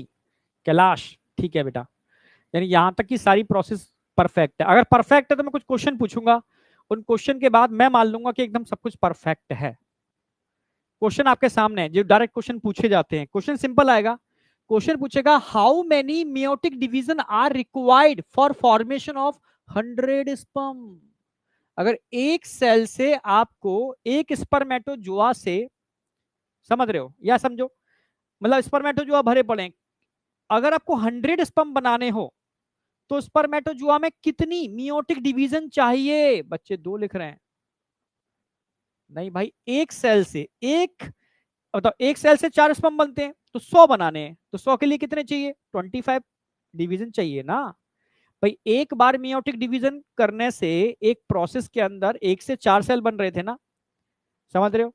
जैसे ऐसे ही मैंने बताया था ना कि पहले प्राइमरी स्पर्मेटोसाइट्स बनता है, उसमें मियोसिस फर्स्ट होती है, 2 सेकेंडरी स्पर्मेटोसाइट्स बनते हैं, 1 से 2, फिर 2 से अगेन 2 2, हर एक से एक एक 2 2 और बनेंगे, तो 4 बन गए ना। यानी एक सेल से 4 स्पर्मेटिड बनते हैं जो 4 स्पर्म में कन्वर्ट होते हैं। 1 से 4 बन रहे हैं तो 25 से 100 बन जाएंगे ना। तो ये क्वेश्चन आएगा, how many meiotic division are required for formation of 100 sperm? 25 meiotic division चाहिए भाई, 1 से 4। ठीक है, यानी 4 के लिए 1 तो 100 के लिए 25, 1/4। How many primary spermatocytes are required for formation of 100 sperm? कितने प्राइमरी स्पर्मेटोसाइट चाहिए? ठीक है, बच्चों ने आंसर सबके लिख दिए। भाई प्राइमरी भी 25 ही चाहिए। ठीक है, एक प्राइमरी से 4 बनते हैं तो 25 से 100 बनेंगे। How many secondary? हाँ, सेकेंडरी में आपको 50 चाहिए। How many spermatid are required? Spermatid, एक स्पर्मेटिड से एक ही स्पर्म बनता है, 100 बनाने हैं तो 100 स्पर्मेटिड चाहिए। ठीक है, तो आपको 100 स्पर्मेटिड चाहिए। अब बताओ, ये क्वेश्चन डायरेक्ट पूछे जाते हैं, डायरेक्ट, बहुत सिंपल होते हैं, कंसेप्चुअल होते हैं, बट मुझे लगता है आप अब गलती नहीं करोगे। बहुत बढ़िया, बहुत बढ़िया, सुपर। 25 25 50 100, अच्छा सारे एक साथ लिख दिए, सही है, बहुत बढ़िया, सुपर। पर समझना इन चीजों को, ऐसे नहीं, वो डायग्राम जो बनाया था ना मैंने, उससे आपको एक चीज क्लियर हो जाएंगी। ठीक है, अब एनसीईआरटी की एक लाइन लिखी है जो अक्सर कर नीट वाले पूछ रहे हैं, अक्सर कर पूछ रहे हैं, तो मैंने डायरेक्ट लिख दिया है कि एक बार जो सीमन बाहर निकलता है इसको इजैक्यूलेशन बोलते हैं। सिंगल इजैक्यूलेशन में कितने स्पर्म होने चाहिए? ठीक है, क्योंकि अगला चैप्टर में पढ़ाऊंगा रिप्रोडक्टिव हेल्थ, उसमें इनफर्टिलिटी पढ़ाऊंगा, इनफर्टिलिटी और स्टेरिलिटी। ठीक है, कहते हैं एक पर्सन इनफर्टाइल है, एक स्टेराइल है, इनफर्टिलिटी का ट्रीटमेंट है, वो वापस फर्टिलिटी में कन्वर्ट हो सकती है, पर एक बार स्टेरिलिटी हो गई तो फर्टिलिटी में कन्वर्ट नहीं हो सकती। ठीक है, तो इनफर्टिलिटी का मतलब है कि बेबी कंसीव ही नहीं हो पा रहा, यानी इजैक्यूलेशन हो रहा है, सीमन वजाइना में जा भी रहा है पर बेबी कंसीव ही नहीं हो रहा। तो कभी कभी क्या होता है, सीमन तो निकल रहा है और अमाउंट भी सीमन का पूरा है, पर उसमें स्पर्म काउंट कम है, स्पर्म काउंट कम है, तब भी वो फर्टिलाइजेशन में नहीं हो पाएगा प्रोसेस। ठीक है, कभी कभी क्या होता है, स्पर्म काउंट पूरा है, स्पर्म काउंट मशीन आती है वो स्पर्म काउंट कर देती है, पर स्पर्म काउंट होने के बाद भी फर्टिलाइजेशन नहीं हो रहा, फिर स्पर्म की स्ट्रक्चर देखे जाते हैं, मालूम पड़ता है उसमें कुछ स्पर्म इतने ढीले ढाले आलसी पड़े हैं, विग्रस मोटिलिटी नहीं है, तो वो कभी भी वो फर्टिलाइज नहीं कर सकते। ठीक है, तो भी इनफर्टिलिटी आ जाएगी, समझ रहे? तभी एनसीईआरटी बोलती है कि फर्टिलाइजेशन के लिए सिंगल इजैक्यूलेशन में कितने स्पर्म होने चाहिए? इतने स्पर्म होने चाहिए during coitus. For normal fertility एक नॉर्मल इंसान के अंदर एटलीस्ट 60% स्पर्म मस्ट हैव, जो निकल रहे हैं ना उनमें 60% स्पर्म के शेप और साइज नॉर्मल होने चाहिए, नॉर्मल होने चाहिए। भाई जो जितने भी स्पर्म निकल रहे हैं 200 से 300 मिलियन, उनमें 60% स्पर्म के शेप और साइज नॉर्मल होने चाहिए। 40 खराब है चलेगा, पर कम से कम मिनिमम बता रहा हूं 60% उनमें परफेक्ट होने चाहिए। 40 को हमने निकाल दिया, बर्बाद कर दिया, खत्म, बेकार, ठीक है, पर 60% बढ़िया होना चाहिए शेप एंड साइज। और उन 60 में भी 40%, बचे हुए 40 की बात नहीं कर रहा, समझना। तो सबसे पहले मैंने क्या काम किया, बच्चे बड़े कंफ्यूज हैं इस वाली चीज के अंदर, 100 को 2 पार्ट में डिवाइड किया, 40 एंड 60, समझना। इस 40 की बात नहीं कर रहा, अब इस 60 में कम से कम 40% में विग्रस मोटिलिटी होनी चाहिए। जो स्पर्म निकल रहे हैं उनमें से 60% स्पर्म की शेप और साइज नॉर्मल हो, और उन 60% में भी 40% विग्रस, विग्रस का मतलब बहुत तेजी से, विग्रस मोटिलिटी, तेजी से मूव करने में कैपेसिटी, तो वो इंसान एग को फर्टिलाइज कर पाएगा। अगर ऐसा नहीं है, ये मिनिमम शर्तें फॉलो नहीं हो रही, फिर एग का फर्टिलाइजेशन पॉसिबल नहीं है। ये मिनिमम रिक्वायरमेंट है। फिर लिख रहे हैं एटलीस्ट, कम से कम 40% ऑफ दैम, यानी उन 60% की बात चल रही है, must have show vigorous motility, समझ रहे हो, विग्रस मोटिलिटी है तभी वो फर्टिलाइजेशन में पार्टिसिपेट करेगा। अब बताओ समझ में आया नहीं आया, यहां तक बताओ, किसी के कोई डाउट शाउट है, समझ में आया नहीं आया? यस, यस, ये चीज मुझे इसलिए लिखनी पड़ रही है, बहुत सारा बच्चा कंफ्यूज होता है इसके अंदर। जितना स्पर्म निकल रहा है 100%, अरे 100% स्पर्म जो निकल रहा है ना, लगभग 200 से 300 मिलियन की बात कर रहा हूं, इसमें से 40% और 60% में डिवाइड कर दिया, 40% और 60% में डिवाइड कर दिया, 40% नॉर्मल और 60%, समझ रहे हो, सॉरी 40% चला गया, बस 60% नॉर्मल शेप एंड साइज, और इन 60% एटलीस्ट 40% ऑफ देम, यानी इनकी बात चल रही है, at least 40% of them show vigorous motility. Yes, यहां से आप डाउट रहता है बच्चे को, मुझे पता है कहां डाउट रहता है बच्चे को, तो बच्चा समझ नहीं पाता एनसीईआरटी की इस लाइन को, तो मुझे नहीं लगता अब आपको कोई डाउट आएगा, अब नहीं आएगा, एकदम परफेक्टली आपके ब्रेन में सेट हो जाएगा। यस या नो? चलो, अब रेगुलेशन ऑफ विग्रस का मतलब होता है बहुत तेज, विग्रस, बहुत तेज, बहुत तेजी से, विग्रसली है ना, बहुत विग्रस है ये, समझ रहे हो ना, हाईली, मतलब समझ रहे हो, विग्रस चीजें किसी भी डायरेक्शन में हो सकती हैं, मतलब बहुत ज्यादा, विग्रस अच्छा भी हो सकता है, विग्रस बुरा भी हो सकता है, विग्रसली ये बहुत बुरा है, विग्रसली ये बहुत अच्छा है, विग्रसली हाईली मोटिवेटेड है, विग्रस का मतलब समझ रहे हो ना, बहुत हाई, हाई लेवल पर। अब बताओ जहां तक कोई डाउट शाउट। क्वाइटस का मतलब होता है जब स्पर्म, सॉरी, जब पेनिस वजाइना में एंटर करता है, इसको क्वाइटस बोलते हैं।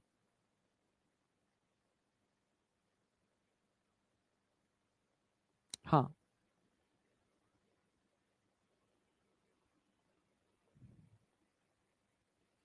ठीक है, जब पेनिस वजाइना में एंटर करता है, इसके लिए टर्म यूज करते हैं विग्रस,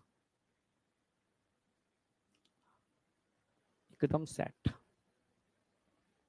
सॉरी उसको क्वाइटस बोलते हैं, विग्रस निकल गया, बच्चे ने पूछा था क्वाइटस क्या होता है, ठीक है, हाँ,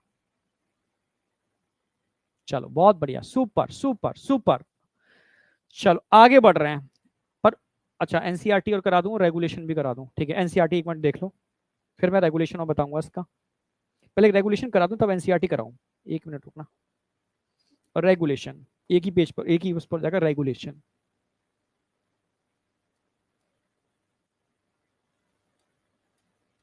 रेगुलेशन ऑफ स्पर्मेटोजेनेसिस,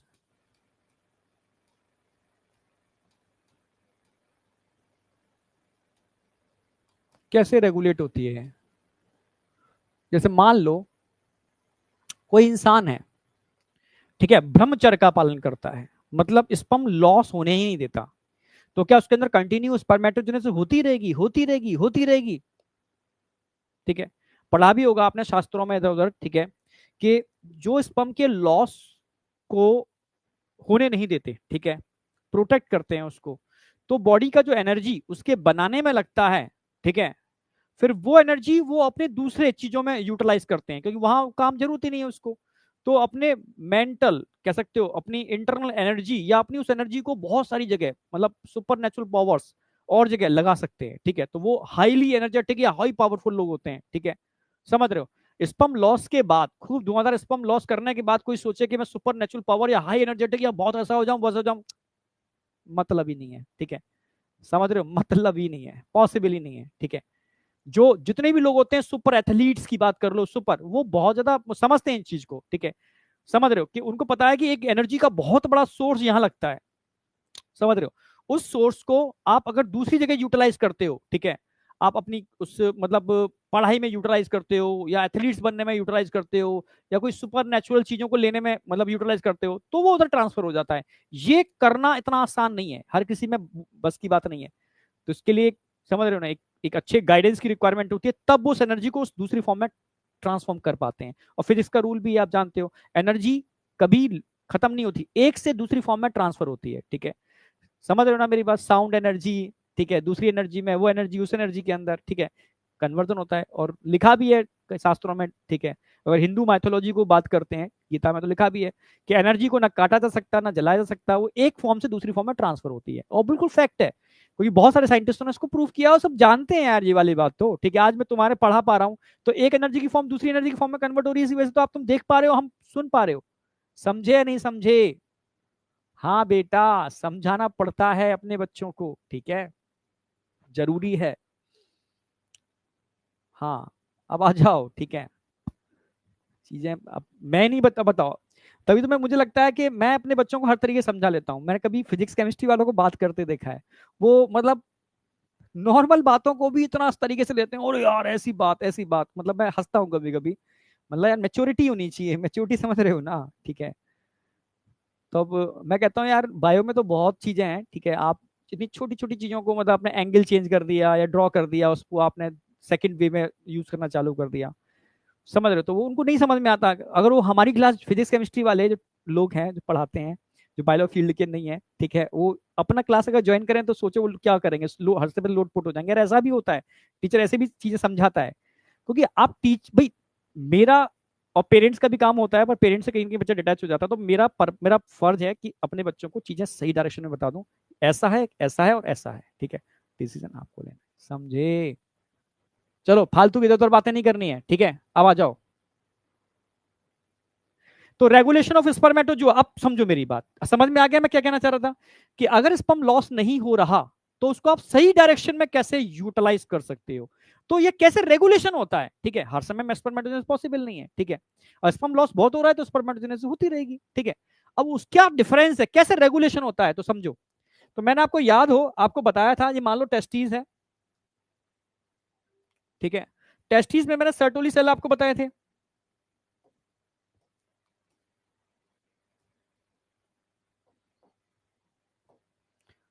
सेमनीफेस ट्यूब्यूल में सर्टोली सेल याद आ गया होगा, ऐसे ऐसे ऐसे सर्टोली सेल आ गए। और यहां पर क्या लगे हुए बेस पर? स्पर्मेटोगोनिया, याद आ गया होगा, ठीक है। और मैंने बाहर कुछ सेल बताए थे आपको, बाहर आउटर पेरीफ्री पर, लीडिक सेल या इंटरस्टिशियल सेल, कुछ ऐसा स्ट्रक्चर मैंने बनाया था। अगर हम इसको ड्रॉ करते हैं तो समझना, ये लीडिक सेल्स हैं या इंटरस्टिशियल सेल्स हैं।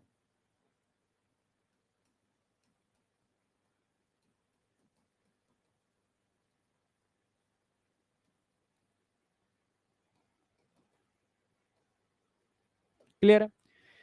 इधर हमने दिखाया था सर्टोली सेल को, ये सर्टोली सेल हैं,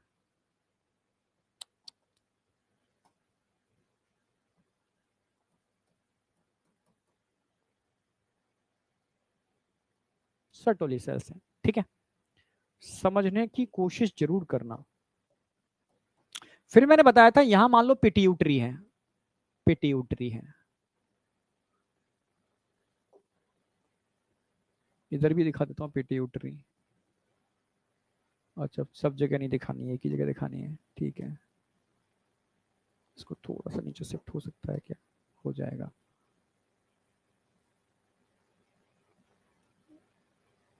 हो तो जाएगा।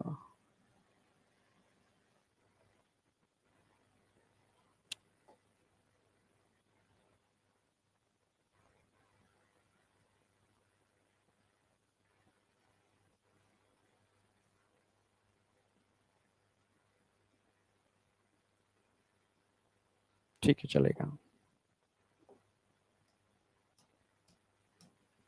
ठीक है, ये टेस्टिस है, सर्टोली सेल है, इंटरस्टिशियल सेल है, लिडिक सेल है, समझना। ऊपर हाइपोथैलेमस है, यहाँ पर हाइपोथैलेमस।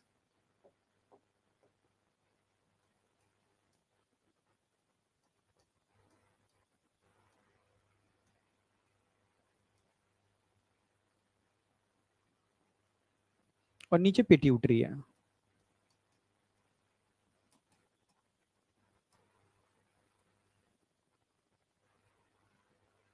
ठीक है, ये आप जानते हो कि हाइपोथैलेमस से जो हार्मोन निकलता है उसको क्या बोलते हैं? GnRH।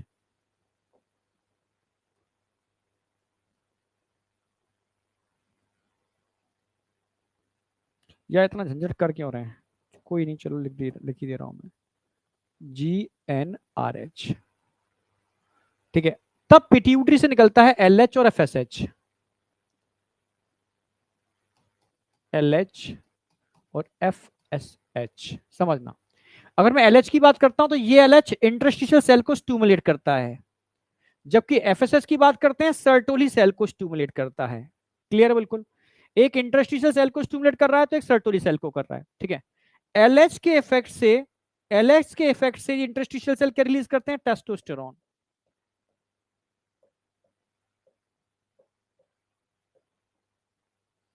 ठीक है, और ये टेस्टोस्टेरोन क्या करता है? ये स्पर्मेटोजेनेसिस को इंड्यूस करता है। ऐसे ही मैंने बताया था, यहां सर्टोली सेल रिलीज करते हैं sperm maturation factor, sperm maturation factor. और ये स्पर्म मैच्योरेशन फैक्टर स्पर्म को मैच्योर करा करके स्पर्मेटोजेनेसिस को कंप्लीट करते हैं। यानी जब भी स्पर्मेटोजेनेसिस होगी तो हाइपोथैलेमस से GnRH, तब ये LH और FSH पिट्यूटरी से, LH इंटरस्टिशियल सेल या लिडिक सेल को स्टिमुलेट करके टेस्टोस्टेरोन निकालेगा, ये स्पर्मेटोजेनेसिस को स्टार्ट करेगा, ये मैच्योर करके कंप्लीट करेगा। इसमें किसी को कोई डाउट है? यहां तक बताओ, यहां तक कोई डाउट शाउट? इतना मैंने समझा दिया। अब रेगुलेशन की बात आ रही है। मान लो स्पर्मेटोजेनेसिस की जरूरत ही नहीं है, तब ये टेस्टोस्टेरोन नेगेटिव फीडबैक दिखाता है, ये इनिबिट करता है, ये हाइपोथैलेमस को भी इनिबिट कर लेता है और पिट्यूटरी को भी कर लेता है। ये इनिबिट करेगा हाइपोथैलेमस को भी और ये इनिबिट करेगा पिट्यूटरी को भी। पिट्यूटरी और हाइपोथैलेमस दोनों को इनिबिट करता है कौन? टेस्टोस्टेरोन। नेगेटिव फीडबैक, इसको बोलते हैं negative feedback, negative feedback mechanism, मतलब किसी चीज को रोकने वाली मैकेनिज्म। ठीक है, ये दो चीजों को इनिबिट कर रहा है, समझना। किस किस को इनिबिट कर रहा है? ये इनिबिट कर रहा है, इनिबिट इनिबिट LH, LH को भी इनिबिट कर रहा है, और यहां पर किसको इनिबिट कर रहा है? GnRH। ये GnRH को भी इनिबिट कर लेता है कौन? टेस्टोस्टेरोन, और LH को भी इनिबिट कर लेता है, समझना। जबकि सर्टोली सेल की अगर मैं बात करूं ना, तो सर्टोली सेल एक हार्मोन निकालते हैं, इसको बोलते हैं इनेबिन।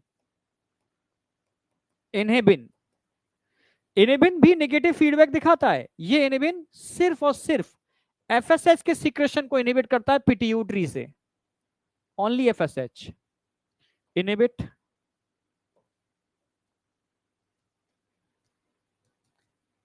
Inhibit secretion of FSH।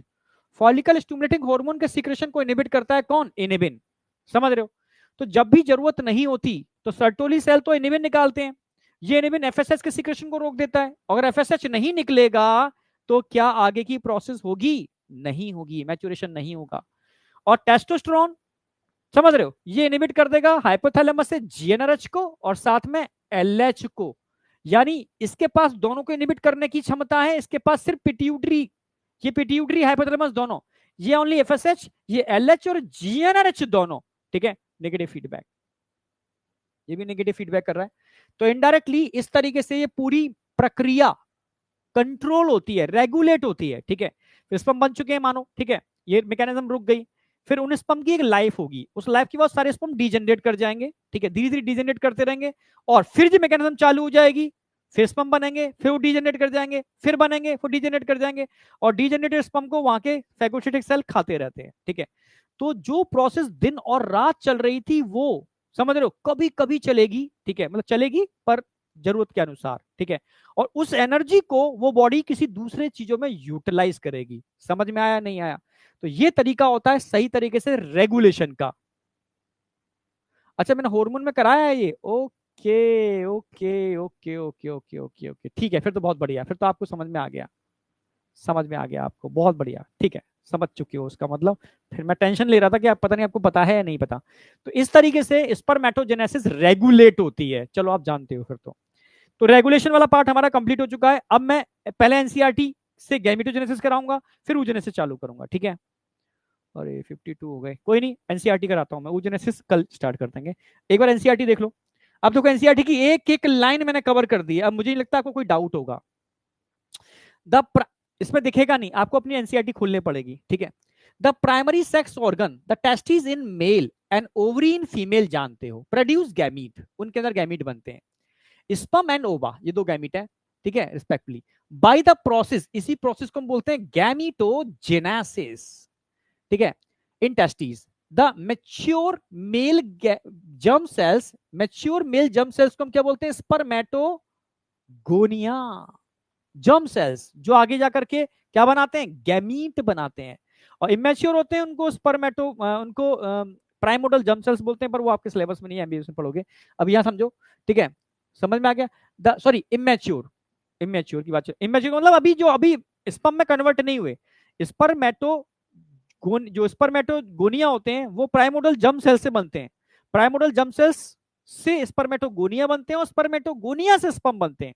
तो स्पर्म का जो इमेच्योर फॉर्म है वो स्पर्मेटोगोनिया है और मैच्योर फॉर्म स्पर्मेटोजोआ है जिसको स्पर्म बोलते हैं, ठीक है। तो जर्म सेल्स स्पर्मेटोगोनिया प्रोड्यूस, यही स्पर्मेटोजोआ बनाते हैं by spermatogenesis, that being puberty. कब स्टार्ट होती है, प्यूबर्टी के टाइम पर ये स्टार्ट होती है, पूरा मैकेनिज्म बता दिया है। स्पर्मेटोगोनिया, ठीक है, स्पर्मेटोगोनियम सिंगल के लिए बोलते हैं, present on the inside the, कहां होगा, inside wall of seminiferous tubule, बता दिया मैंने, ठीक है। Multiply by mitotic division, starting में माइटोटिक डिवीजन करके अपने को मेंटेन करते हैं और अपने नंबर को बढ़ाते रहते हैं, नंबर को बढ़ाते रहते हैं। Each spermatogonium is diploid, spermatogonium कैसा होता है, डिप्लॉयड होता है, हैप्लॉयड नहीं होता, डिप्लॉयड होता है। एंड कंटेन 46 क्रोमोसोम होते हैं। सम ऑफ द स्पर्मेटोगोनिया कॉल्ड, जो साइज बढ़ जाता है इनका तो इनको हम क्या बोलेंगे, प्राइमरी स्पर्मेटोसाइट्स, ठीक है। अंडरगो, ये मियोसिस में एंटर कर जाते हैं जिनका साइज बढ़ जाएगा, ठीक है। The primary spermatocytes complete the first meiotic division, जिसको हम रिडक्शनल डिवीजन बोलते हैं, क्रोमोसोम नंबर आधा हो जाता है, जिससे क्या होगा, two equal formation of two equal haploid cell, जिनको हम क्या बोलते हैं, secondary spermatocyte, which have only 23 chromosome होंगे। The secondary spermatocyte undergo the second meiotic division, और second meiotic division से क्या बनेंगे, spermatid, ठीक है। What would be the number of chromosome in spermatid, समझ में आ गया, क्रोमोसोम 23 होंगे। The spermatid are transform into spermatozoa, sperm में ट्रांसफॉर्म होंगे। इस प्रक्रिया को बोलते हैं स्पर्मियोजेनेसिस, ठीक है। और इसके लिए कौन रिस्पॉन्सिबल है, सर्टोली सेल, क्योंकि यही स्पर्म मैच्योरेशन फैक्टर रिलीज करने के लिए रिस्पॉन्सिबल है। और जब स्पर्म मैच्योर हो जाते हैं और निकल के बाहर जाते हैं तो उस मैकेनिज्म को बोलते हैं spermiation. And finally release from the seminiferous tubule by the process called spermiation. यहां तक कोई डाउट नहीं होना चाहिए। Spermatogenesis start at the age of puberty due to significant increase in the secretion of gonadotrophin। puberty के time पर GnRH निकलता है जिसको स्टार्ट कराएगा। हाइपोथैलेमिक हार्मोन है, आप जानते हो। The increase level of GNH then act, कहां पर एक्ट करेगा? एंटीरियर पिट्यूटरी पर। जिससे क्या निकलेगा? जिससे गोनाडोट्रोफिन यानी ल्यूटिनाइजिंग हार्मोन, ठीक है, और फॉलिकल स्टिमुलेटिंग हार्मोन निकलेंगे।